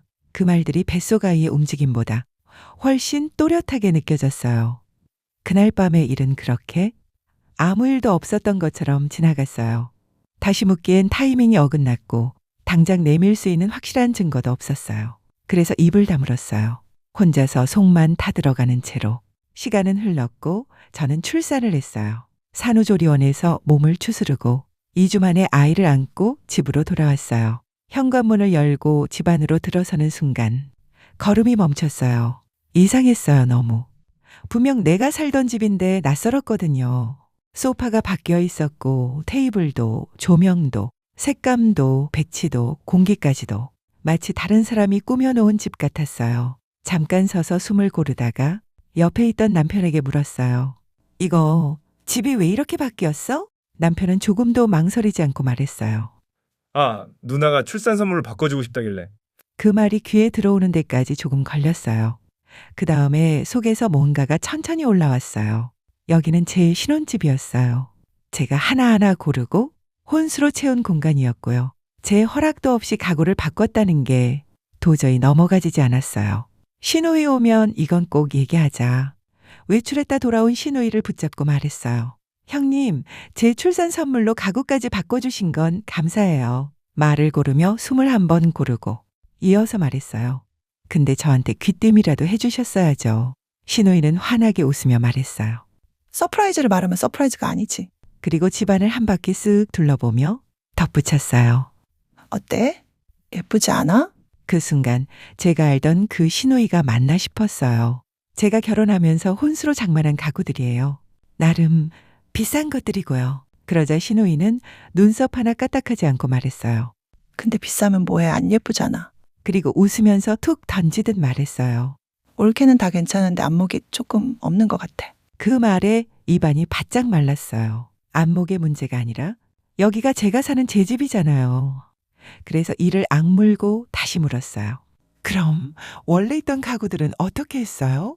시누이는 정말 아무렇지도 않게 말했어요. 그거 다 버렸지. 중고로 팔기엔 부피 크고 귀찮더라고. 그래서 사람 불러서 싹 다 치웠어. 그 말을 듣는 순간 속이 완전히 뒤집혔어요. 그래서 결국 참지 못하고 말이 나왔어요. 형님은 언제 나가세요? 집 구하면 나가신다고 한 게 언젠데 왜 여기서 살림을 차리고 있어요? 그 말에 시누이도 바로 목소리를 높였어요. 내가 옳게 생각해서 이렇게 서프라이즈로 가구도 더 좋은 걸로 바꿔주고 집 분위기도 환하게 만들어줬는데 나한테 왜 안 나가냐고? 옳게 너무한 거 아니야? 그 소리에 각자 다른 일을 하던 남편과 시어머니가 나왔어요. 저는 최대한 차분하게 말했어요. 서프라이즈는요, 받는 사람이 기분 좋아야 선물이에요. 저는 기분 나쁘네요. 남편이 급하게 끼어들었어요. 왜 그래? 무슨 일인데 이렇게까지 싸워? 남편과 시어머니의 중재 아닌 중재로 말다툼은 그렇게 끝났어요. 시누이와 말다툼을 한 뒤 시간이 조금 지나니까 제가 너무 예민하게 군 건 아닐까 싶더라고요. 내가 너무 예민했던 걸까? 출산하고 나서부터 몸도 마음도 전처럼 단단하지 않았고 사소한 말 하나에도 괜히 날이 서는 느낌이 들었거든요. 그래서 며칠 후 제가 먼저 말을 꺼냈어요. 형님, 차 한잔 하실래요? 마주 앉아 찻잔을 사이에 두고 조심스럽게 말했어요. 그때는 제가 너무 예민했던 것 같아요. 죄송했어요. 시누이는 잠깐 눈을 크게 뜨더니 곧바로 웃었어요. 아니야, 옳게. 내가 생각이 짧았어. 귀띔이라도 했어야 했는데 내 마음대로 바꿔놔서 미안해. 그 말이 이상하게도 가슴에 와닿지는 않았어요. 그래, 일부러 그런 건 아니겠지? 그렇게 우리는 화해를 했고 아이 얘기를 하며 시간을 보냈어요. 잠깐이나마 아무 일도 없었던 것처럼 느껴졌어요. 그러던 어느 날 오후였어요. 아이 이유식 시간에 맞춰 부엌에서 냄비를 올리고 있었는데 현관 초인종이 울렸어요. 한 번이 아니었어요. 길고 급하고 참을성 없는 소리. 인터폰 화면을 봤어요. 시누이 남편 아주버님이었어요. 아주버님이 무슨 일로 이 시간에 문을 열어주자 아주버님은 인사도 없이 집 안으로 들어왔어요. 신발도 제대로 벗지 않은 채로. 그리고 거실 소파에 앉아있던 시누이를 향해 서류 봉투를 집어 던졌어요. 툭! 둔탁한 소리. 그 순간 거실에 있던 모든 사람들의 시선이 바닥에 떨어진 봉투로 시선이 향했어요. 제일 먼저 시어머니가 소리를 질렀어요. 아니, 갑자기 남의 집에 들어와서 이게 무슨 짓이야? 아주버님은 이를 악문 채 시누이를 노려봤어요.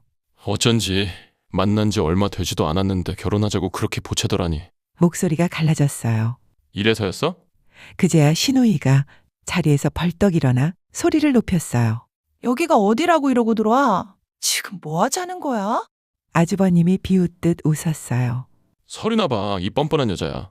그 말에 시누이는 바닥에 떨어진 봉투를 급하게 주워들었어요. 봉투를 여는 순간 얼굴이 굳어버렸어요. 피가 싹 빠진 얼굴. 시어머니가 다가오며 말했어요. 뭔데 그래? 그게 대체 뭐길래? 서류를 보려는 순간 시누이는 반사적으로 등 뒤로 숨겼어요.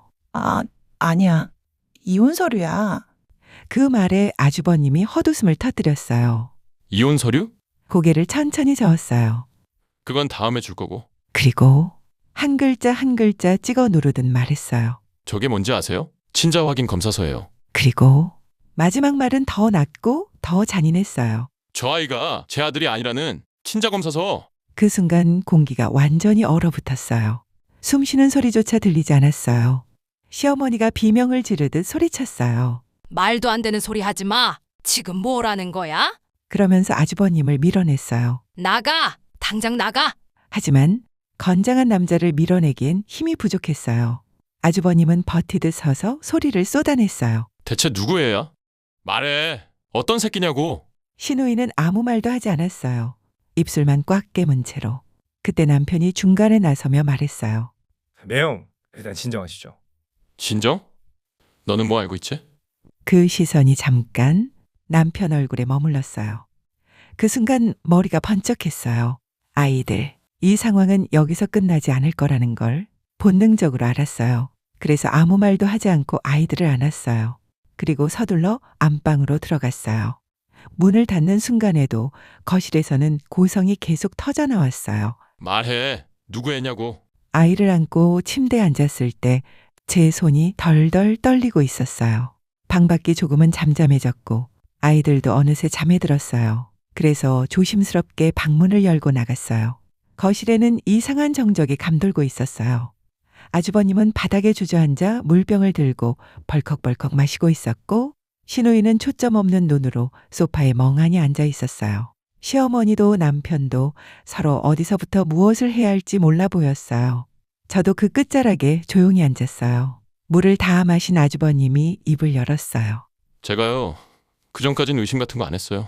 목소리는 다소 가라앉아 있었지만 그 안에 울분이 숨겨져 있었어요. 근데 어느 날 퇴근하고 집에 왔더니 이 사람과 아이가 없는 거예요.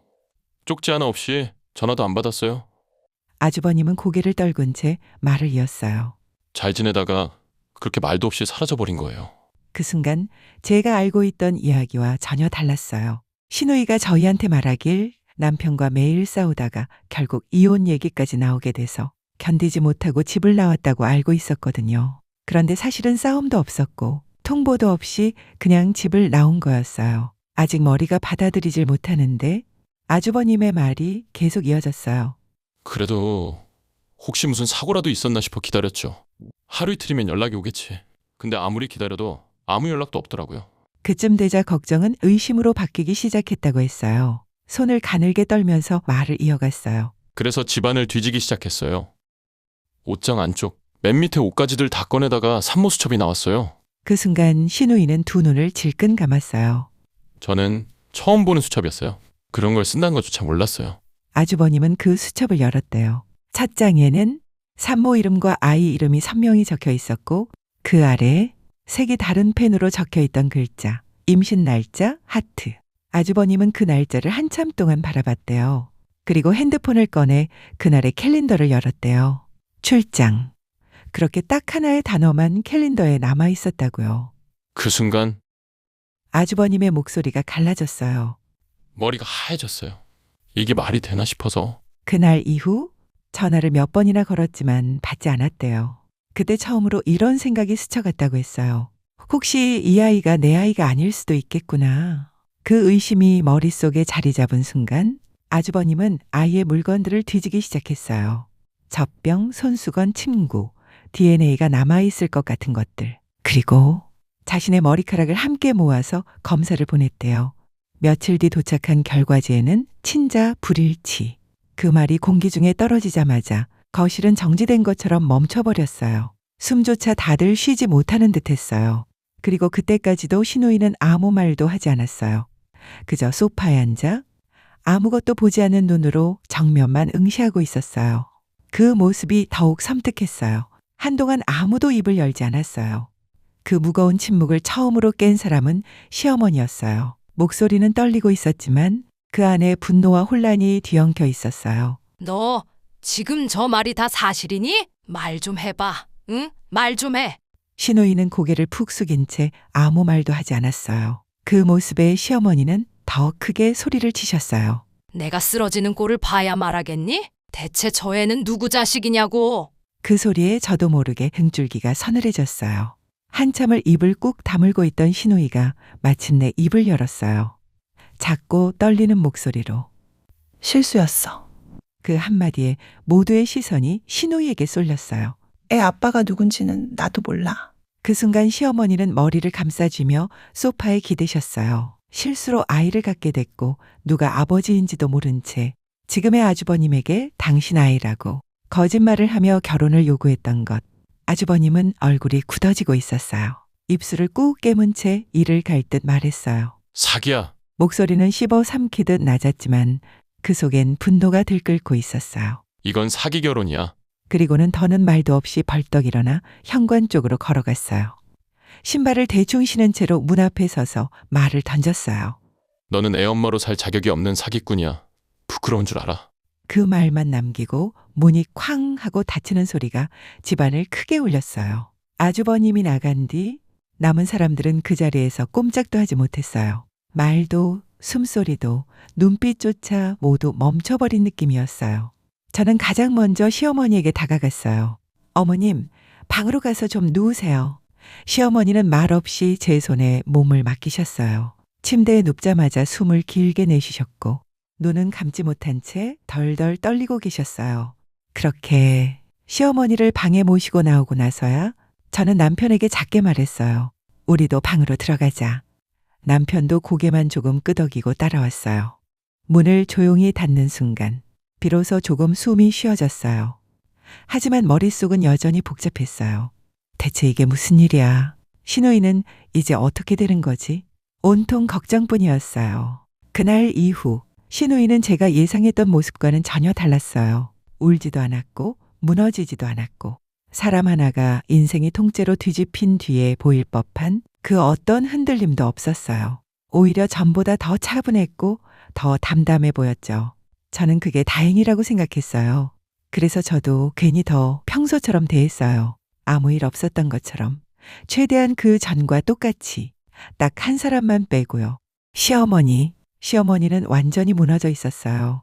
하루 종일 방에서 나오지도 않고 식사는 대충 넘기거나 아예 거르기 일쑤였고 말수도 눈에 띄게 줄어들었어요. 그렇게 시간은 아무 일도 없다는 듯 흘러갔어요. 신우이의 아이는 어느새 혼자 걸어 다니기 시작했고 입도 트여서 엄마라는 말도 곧잘 했어요. 그리고 신우이는 여전히 우리 집에 살고 있었어요. 그 즈음부터였어요. 아이를 볼 때마다 이상한 의문이 조금씩 고개를 들기 시작한 게 처음엔 정말 아무 생각 없었어요. 그냥 아기구나, 예쁘다, 그 정도였어요. 근데 어느 순간부터 닮았다는 생각이 스쳤어요. 아빠가 누군지 모른다던 신우이의 아들. 묘하게 정말 묘하게 우리 남편을 닮아가고 있었어요. 신우이는 머리숱 적은 가는 생머리인데 남편은 어릴 때부터 반곱슬이에요. 그런데 아이 머리카락도 꼬불꼬불 반곱슬이었어요. 눈매 웃을 때 위로 살짝 올라가는 입꼬리. 그리고 제가 끝내 외면하려다 붙잡혀버린 건 손. 남편은 왼손잡이에요. 젓가락도 펜도 항상 왼손. 아이도 그랬어요. 누가 가르친 적도 없는데 숟가락이든 장난감이든 자연스럽게 왼손으로 집었어요. 당연남매니까 그럴 수 있지라면 합리화를 시키려다가도 잠깐 둘이 친남매도 아니잖아. 그럼 닮을 수가 없잖아. 이런 상상 자체가 나 스스로를 더럽히는 것 같아서 머릿속에서 그 생각이 스칠 때마다 스스로를 세게 다그쳤어요. 이건 미친 생각이야. 아이까지 끌어들이지 마. 그렇게 스스로를 타일렀어요. 근데요, 한번 보이기 시작한 건 쉽게 사라지지 않더라고요. 아이를 볼 때마다, 남편이 아이를 안을 때마다, 신우이가 그 모습을 바라보는 눈빛을 지켜볼 때마다 가슴 안쪽에서 작은 불씨 하나가 계속 살아있었어요. 꺼지지 않는 지독한 불안. 어느 날 밤 아이를 재우고 불 꺼진 방 안에서 혼자 천장을 보다가 결국 결정했어요. 확인하자. 이대로 두면 내가 먼저 미쳐버릴 것 같았거든요. 남편에게 묻는 건 불가능했고 신우이에게 묻는 건 상상조차 할 수 없었어요. 그래서 가장 말이 안 될 것 같으면서도 가장 확실한 사람, 아주버님이 떠올랐어요. 한참을 연락처 화면만 바라봤어요. 손이 떨려서 몇 번이나 눌렀다 지웠다를 반복했어요. 이게 맞나? 괜히 판만 더 키우는 건 아닐까? 그런 생각들이 머릿속에서 서로를 잡아당겼어요. 그럼에도 결국 통화 버튼을 눌렀어요.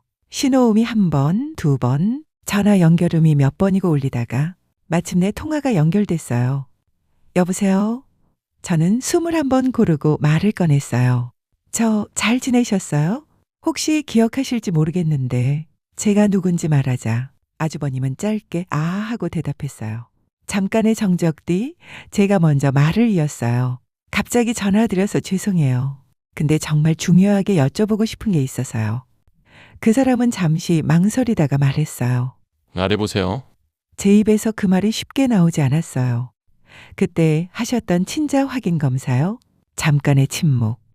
그러더니 아주버님이 낮게 웃었어요. 뭐 의심 가는 애 아빠라도 찾으셨어요? 그 말에 말문이 턱 막혔어요. 하지만 여기까지 와서 물러날 수는 없었어요. 아니요. 그 검사지 저도 볼 수 있을까요? 잠시 후 아주버님이 말했어요. 아마 집 어딘가에 있을 거예요. 찾아보고 연락드릴게요. 저는 괜히 더 말을 붙이지 않고 감사하다고만 말한 뒤 전화를 끊었어요. 그날은 유난히 시간이 안 갔어요. 아이를 재우고 집안일을 해도 계속 핸드폰만 보게 되더라고요. 그러다 연락이 왔어요. 찾았다고. 저는 망설임 없이 퀵으로 보내달라고 했어요. 주소는 집이 아니라 집 근처 편의점 앞으로. 괜히 집으로 들이기 싫었거든요. 잠시 뒤 퀵 기사님이 건네준 서류 봉투. 손에 쥐는 순간 손끝이 차가워졌어요. 그 자리에서 봉투를 열었어요. 서류를 한 장 한 장. 근데 기대했던 내용은 어디에도 없었어요. 아이의 아버지가 누군지에 대한 정보는 전혀 없었어요. 친자 불일치 그 말뿐. 그걸로는 아무것도 확정할 수 없었어요. 그 순간 머릿속이 텅 빈 것 같았어요. 이걸로는 아무것도 알 수 없는 건가? 잠시 그 자리에 서 있다가 결국 봉투 겉면에 적힌 검사기관 번호를 눌렀어요. 전화가 연결됐고 저는 최대한 차분하게 물었어요. 혹시 다른 가능성도 확인할 수 있나요? 상대는 매뉴얼처럼 대답했어요. 다른 남성 샘플을 제출하시면 비교 검사는 가능합니다. 그 말에 숨이 조금 트였어요. 그럼 이전에 의뢰했던 검사 기록으로 비교할 수는. 잠시 타이핑 소리가 들리더니 상대가 말했어요. 의뢰 기록이 오래돼서 보관 기간이 지났습니다. 현재로서는 비교가 불가능합니다. 그 말에 심장이 툭 떨어졌어요. 아, 네. 더 묻지 못하고 전화를 끊었어요. 편의점 앞에 한참을 서 있었어요. 서류 봉투를 가방에 넣지도 못한 채 결국 남은 방법은 하나뿐이었어요. 직접 의뢰하는 것. 집으로 돌아오는 길에 분리수거장에 들렀어요. 아까 받아왔던 그 서류들. 봉투를 꺼내 그 자리에서 한 장 한 장 찢어버렸어요. 그렇게 조각난 종이들을 분리수거함에 떨궈 넣고 아무 일 없다는 얼굴로 집으로 들어왔어요. 침대에 앉아서 생각에 잠겼어요. 아이의 아빠가 원래대로 아주버님의 아이였으면 이렇게까지 의심하진 않았을 텐데 끝나지 않는 생각과 상상들을 애써 밀어내려 애썼던 밤이었어요. 다음 날 아침 저는 정말 아무렇지도 않은 얼굴로 하루를 시작했어요. 남편이 쓰던 베개에서 머리카락 몇 가닥, 아이 입에 물리던 칫솔 하나, 그걸 조심스럽게 봉투에 넣었어요. 손이 조금 떨렸지만 꾹 참고 기관으로 보냈어요. 봉투를 우체통에 넣는 순간에도 머릿속에서는 계속 같은 생각이 맴돌았어요. 내가 진짜 미친 건가? 말도 안 되는 짓을 하고 있는 거 아니야? 당연히 아니겠지 하다가 그래, 내가 미친 거야. 미친 짓 한 번 한다 생각해. 그렇게 스스로를 반쯤 비웃으며 달래고 있었어요. 근데 딱 한 번만, 정말 딱 한 번만 확인하면 평생 마음 편하게 살 수 있을 것 같았어요. 그날 이후로 매일같이 아이를 안고 산책하는 척 집을 나섰어요. 그리고 누구 보기 전에 우편함부터 확인했어요. 그러던 어느 날 우편함 안에 큰 봉투 하나가 꽂혀 있었어요. 봉투 한쪽에 적힌 기관 이름. 그걸 보는 순간 다리가 풀리는 것 같았어요. 이걸 들고 집으로는 도저히 못 가겠더라고요. 그래서 근처 동네 카페로 들어갔어요. 창가 자리에 앉아 봉투를 테이블 위에 올려뒀어요. 손은 이미 봉투 위에 올라가 있었는데 열 수가 없었어요. 무서웠어요. 커피를 한 모금, 또 한 모금. 컵은 점점 비어가는데 봉투는 그대로였어요. 그러다 숨을 한 번 크게 들이마시고 봉투를 열었어요. 결과는 친자 관계 성립. 순간 눈이 멈췄어요. 제가 뭘 보고 있는지 이해가 안 됐어요. 다시 봤어요. 또 봤어요. 종이를 뒤집었다가 다시 보고 눈을 몇 번이나 비볐어요. 근데 문장은 변하지 않았어요. 친자 관계 성립. 하늘이 노랗게 변하는 것 같았어요. 이건 악몽일 거야. 지금 당장 깨야 돼. 저는 제 뺨을 세게 한 대 때렸어요. 아팠어요. 너무 선명하게 현실이었어요. 말도 안 된다면서 현실을 부정하고 있었지만 그 종이는 여전히 제 손에 붙어 있었어요. 그렇게 2~3시간은 그 자리에 앉아 있었던 것 같아요. 시간이 어떻게 흘렀는지도 모른 채. 그러다 아이가 배고프다고 울었어요. 그제야 정신이 조금 돌아왔어요. 집으로 돌아오자 시어머니 목소리가 제일 먼저 들렸어요. 뭐하다 이제 와? 형민이 곧 올 텐데 우리 아들 배 많이 고플 거야. 그 말을 들은 채도 안 했어요. 아이부터 안아서 밥을 먹였어요. 중간중간 왜 안 차리냐고 눈치를 줬지만 전부 무시했어요. 그럴 정신이 아니었거든요. 아이 밥을 다 먹이고 같은 또래 아이를 키우면서 알게 된 동네 친구에게 연락했어요. 미안한데 아이 잠깐만 봐줄 수 있어? 아이를 맡기고 다시 집으로 돌아왔어요. 집에 들어서자마자 눈에 들어온 장면. 남편은 퇴근해서 시누이가 차린 밥을 아무렇지도 않게 먹고 있었고 시어머니는 소파에 앉아 있다가 저를 보자마자 입을 열었어요. 내 말은 들은 척도 안 하고 나갔다 왔어. 아이도 어쨌는데? 얘가 오늘따라 왜 이래? 말을 쏟아내느라 바빴어요. 저는 현관에 그대로 서서 이 사람들을 가만히 바라봤어요. 그 순간 확실히 느꼈어요. 분노도 아니고 슬픔도 아니고 경멸. 내가 어쩌다 이런 집안에 들어와서 이런 꼴을 보고 이런 꼴을 당하게 된 건지. 그 생각 하나가 가슴 깊숙이 차갑게 내려앉았어요. 저는 말없이 밥을 먹고 있던 남편 앞으로 걸어갔어요. 그리고 국그릇을 들고 망설이지도 멈추지도 않고 남편 머리 위로 천천히 아주 천천히 국을 부었어요. 미역이 머리카락에 달라붙고 국물이 얼굴을 타고 흘러내렸어요. 그 다음은 밥그릇을 들어 머리 위로 쏟았어요. 그리고 반찬 그릇 하나 또 하나. 접시를 들 때마다 제 손은 부들부들 떨렸어요. 남편이 그제야 소리를 질렀어요. 악! 뭐하는 짓이야? 제 손을 쳐내려고 했지만 저는 개의치 않았어요. 그냥 마저 쏟았어요. 그 꼴을 보던 시누이가 벌떡 일어나 제 옆으로 달려왔어요. 올케, 미쳤어? 그 말 안 둬? 저는 시누이를 보며 차분하게 말했어요. 미쳐? 나 하나도 안 미쳤는데? 그리고 국물 떨어지는 남편 머리를 보며 이렇게 덧붙였어요. 지금 쓰레기 처리하는 중이잖아. 시누이가 얼굴을 찌푸리며 중얼거렸어요. 뭐라는 거야? 그때 시어머니도 다가와 아들 머리 위에 묻은 음식물을 닦아내며 저에게 뭐라 했어요. 근데 한 단어도 귀에 들어오지 않았어요. 음식을 모두 쏟은 후 바로 옆에 있는 시누이의 뺨을 때렸어요. 찰싹 소리가 집안에 울렸어요. 시누이가 저를 노려보며 욕을 내뱉는 순간 저는 방금 때린 그 뺨을 더 세게 한 번 더 때렸어요. 이번엔 훨씬 더 큰 소리. 시누이는 비명을 지르며 소리쳤어요. 시어머니가 급히 시누이를 감싸 안으며 저를 향해 소리쳤어요. 그만해. 미쳤어? 너 어디가 어떻게 잘못됐니? 정신 나갔어? 그 말에 저는 웃었어요. 아주 차갑게. 어머님, 제가 미친 것 같죠? 잠깐 숨을 고르고 또박또박 말했어요. 아니요. 어머님이 끔찍이 아끼는 아들이랑 딸. 저 둘이 미친 거예요. 시어머니는 도무지 이해할 수 없다는 얼굴로 저를 봤어요. 근데 그때였어요. 남편이랑 시누이의 표정이 딱 변했어요. 그제야 눈치를 챈 거죠. 제가 전부 알아버렸다는 걸. 시누이가 갑자기 다급해지더니 제 팔을 잡고 현관 쪽으로 끌었어요. 올케, 뭔가 오해가 있나 본데 나가서 얘기하자. 저는 그 손을 세게 쳐냈어요. 이거 안 놔? 그리고 소리쳤어요. 더러운 인간들, 내 몸에 손대지 마. 역겨우니까.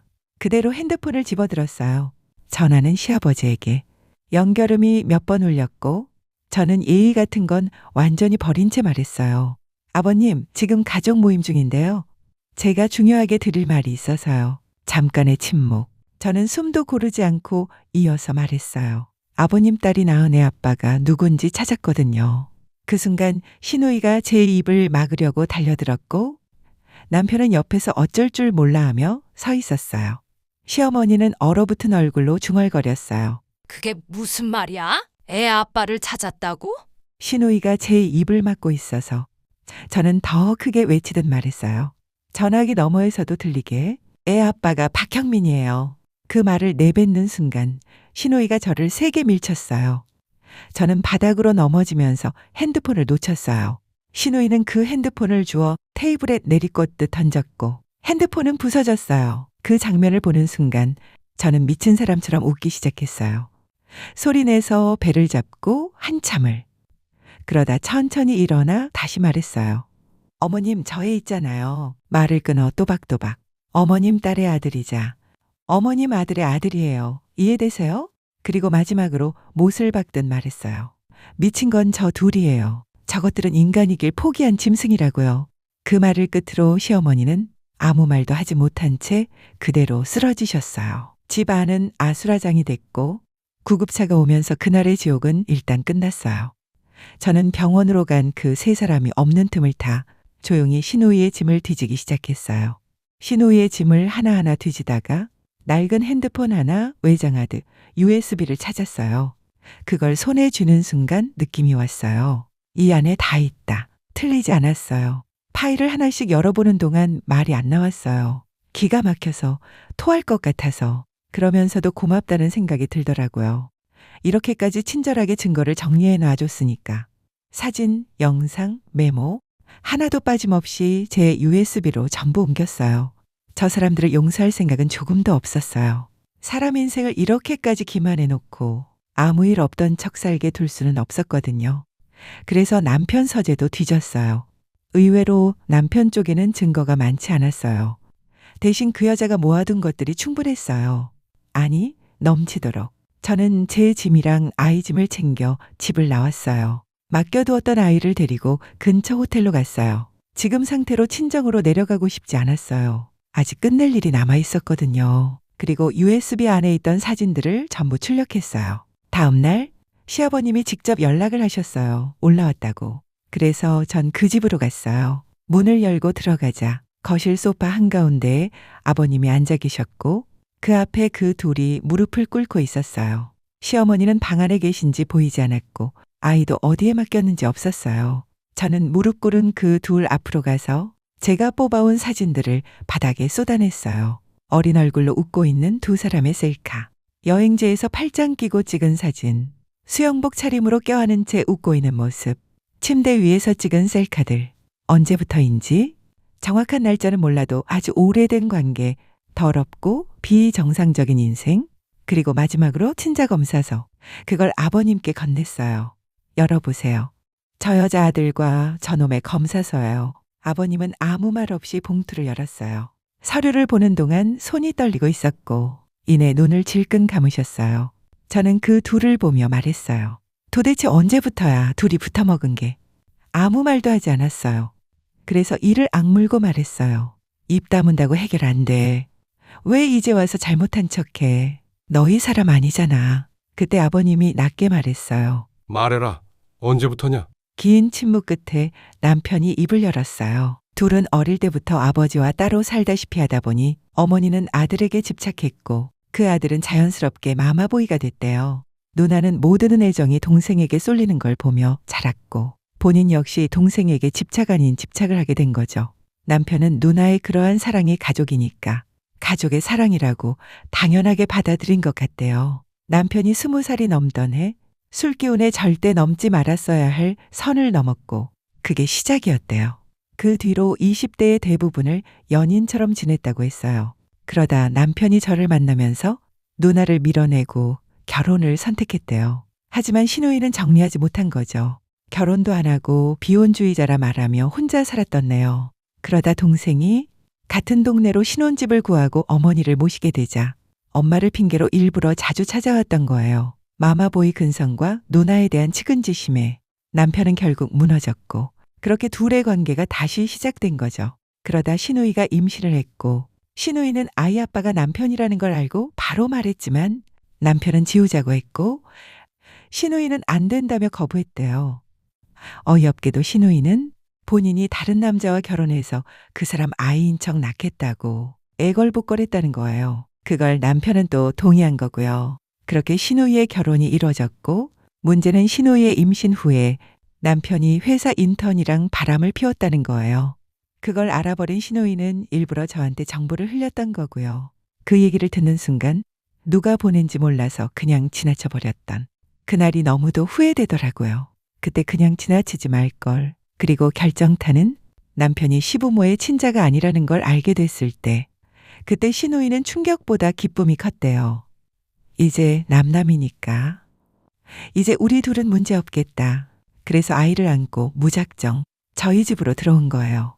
와이프를 밀어내고 자기가 자리를 차지하려고. 그 후엔 저희 집에 들어와서 저 몰래 둘이 미래를 즐긴 거예요.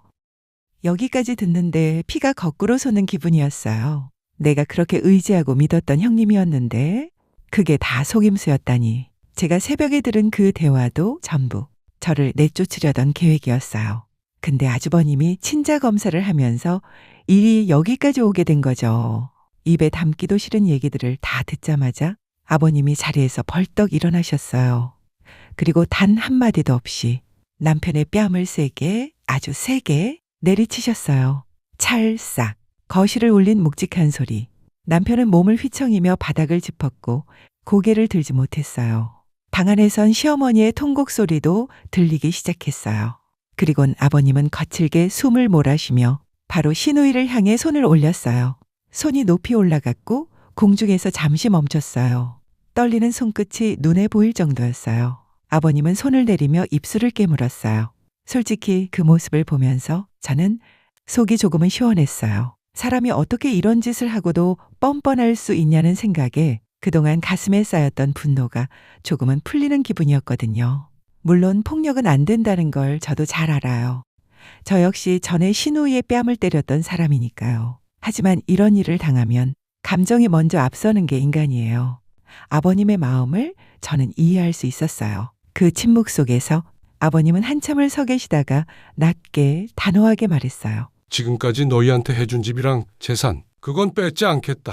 그 말에 잠깐 공기가 느슨해졌어요. 하지만 곧이어 나온 말. 대신 내 유산은 단 한 푼도 100원짜리 한 장도 없다. 목소리는 낮았지만 한 치의 흔들림도 없었어요. 앞으로 내게는 자식이 없다 생각하고 살겠다. 지금 당장 이 집에서 나가라. 그 말이 마지막이었어요. 돌처럼 무거운 말. 그제야 남편이 고개를 들고 울먹이며 입을 열었어요. 아버지, 제가 정말 잘못했어요. 한 번만 용서해 주세요. 하지만 아버님은 그를 보지도 않았어요. 시선을 단 한 번도 주지 않았어요. 신우이는 그저 고개를 떨군 채 조용히 눈물만 흘리고 있었어요. 입을 한마디도 열지 않은 채로. 아버님이 나가라고 하신 뒤에도 신우이는 가만히 고개를 떨군 채 앉아 있었고 남편은 울며 아버님한테 매달리고 있었어요. 저는 미련 없이 가방을 들어 현관으로 향했어요.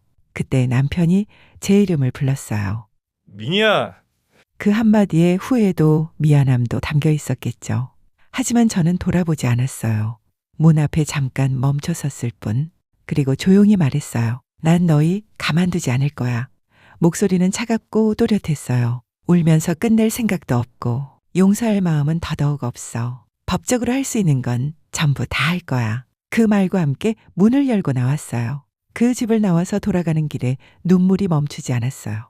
그러면서 저를 이렇게 망가뜨린 만큼 그 둘을 똑같이 짓밟고 나오지 않은 게 후회되더라고요. 하지만 그러진 못했죠. 그 자리에 있었을 땐 1초라도 더 빨리 그 지옥에서 빠져나오고 싶었어요. 그날 이후 저는 곧바로 움직였어요. 변호사를 찾았고 그동안 모아뒀던 모든 자료를 하나도 빠짐없이 테이블 위에 올렸어요. 사진, 영상, 문자 메시지, 친자 확인서까지 USB 하나에 담긴 그 사람들의 거짓과 배신, 이혼 소송. 사유는 명확했어요. 배우자의 장기간 부정행위, 가족 간의 도덕적 해체, 정서적 학대에 가까운 기만. 재판은 길지 않았어요. 이혼은 신속하게 성립됐고 상간자 손해배상 소송, 피고는 신우이. 법정에서 가족이라는 말은 아무 의미가 없었어요. 혈연보다 중요한 건 행동의 책임이었으니까요. 판결문엔 이 문장이 남았어요. 혼인관계를 고의적으로 파탄에 이르게 한 책임이 중대함. 양육권. 한치의 망설임 없이 아이의 모든 권리는 제게왔어요. 면접교섭권은 엄격히 제한됐고 양육비는 법정 기준 최고 상한으로 결정됐어요. 그건 벌이 아니라 책임이었으니까요. 그리고 상속 포기각서. 아버님은 공증까지 맞춰가며 그 둘을 상속자 명단에서 법적으로 제외하셨어요. 말이 아니라 문서로. 그날로 그 집안의 이름에서 그들은 완전히 끊겼어요. 모든 절차가 조금씩 정리되던 어느 날 시아버님에게서 연락이 왔어요. 따로 보고 싶다고 하셨어요. 그날 조용한 카페 한켠에서 아버님은 말없이 앉아 계셨어요. 한참을 그러다 고개를 숙인 채 말씀하셨어요. 미안하다. 그 짧은 말에 가슴이 살짝 저렸어요. 그리고 봉투 하나를 제게 내미셨어요. 이건 위자료다. 법적인 게 아니라 아버지로서 내가 미안해서 주는 거다. 저는 사양하지 않고 받았어요. 그 돈으로 아이와 함께 살 조용한 집을 구했어요. 작지만 편안한 곳, 누구의 눈치도 보지 않아도 되는 곳. 그 후 사람들은 이렇게 말했어요. 그래도 이젠 다 끝난 거 아니야? 법적으로는 깔끔하게 정리됐잖아. 맞아요. 법적으로는 끝났어요. 할 수 있는 건 전부 다 했어요.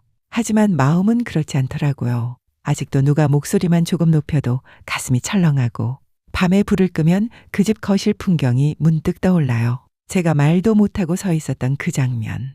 아이를 안고 혼자 떨던 그 긴 밤들. 행복하지는 않아요. 하루하루를 버텨내며 살고 있어요. 괜찮아졌다고 말하긴 아직 멀었어요. 하지만 확실한 건 하나 있어요. 그 지옥에서 나왔다는 것. 그리고 다시는 누군가의 거짓과 침묵 속에 살지 않겠다는 것. 지금의 저는 웃고 있진 않지만 속고 있지도 않아요. 그걸로 충분해요.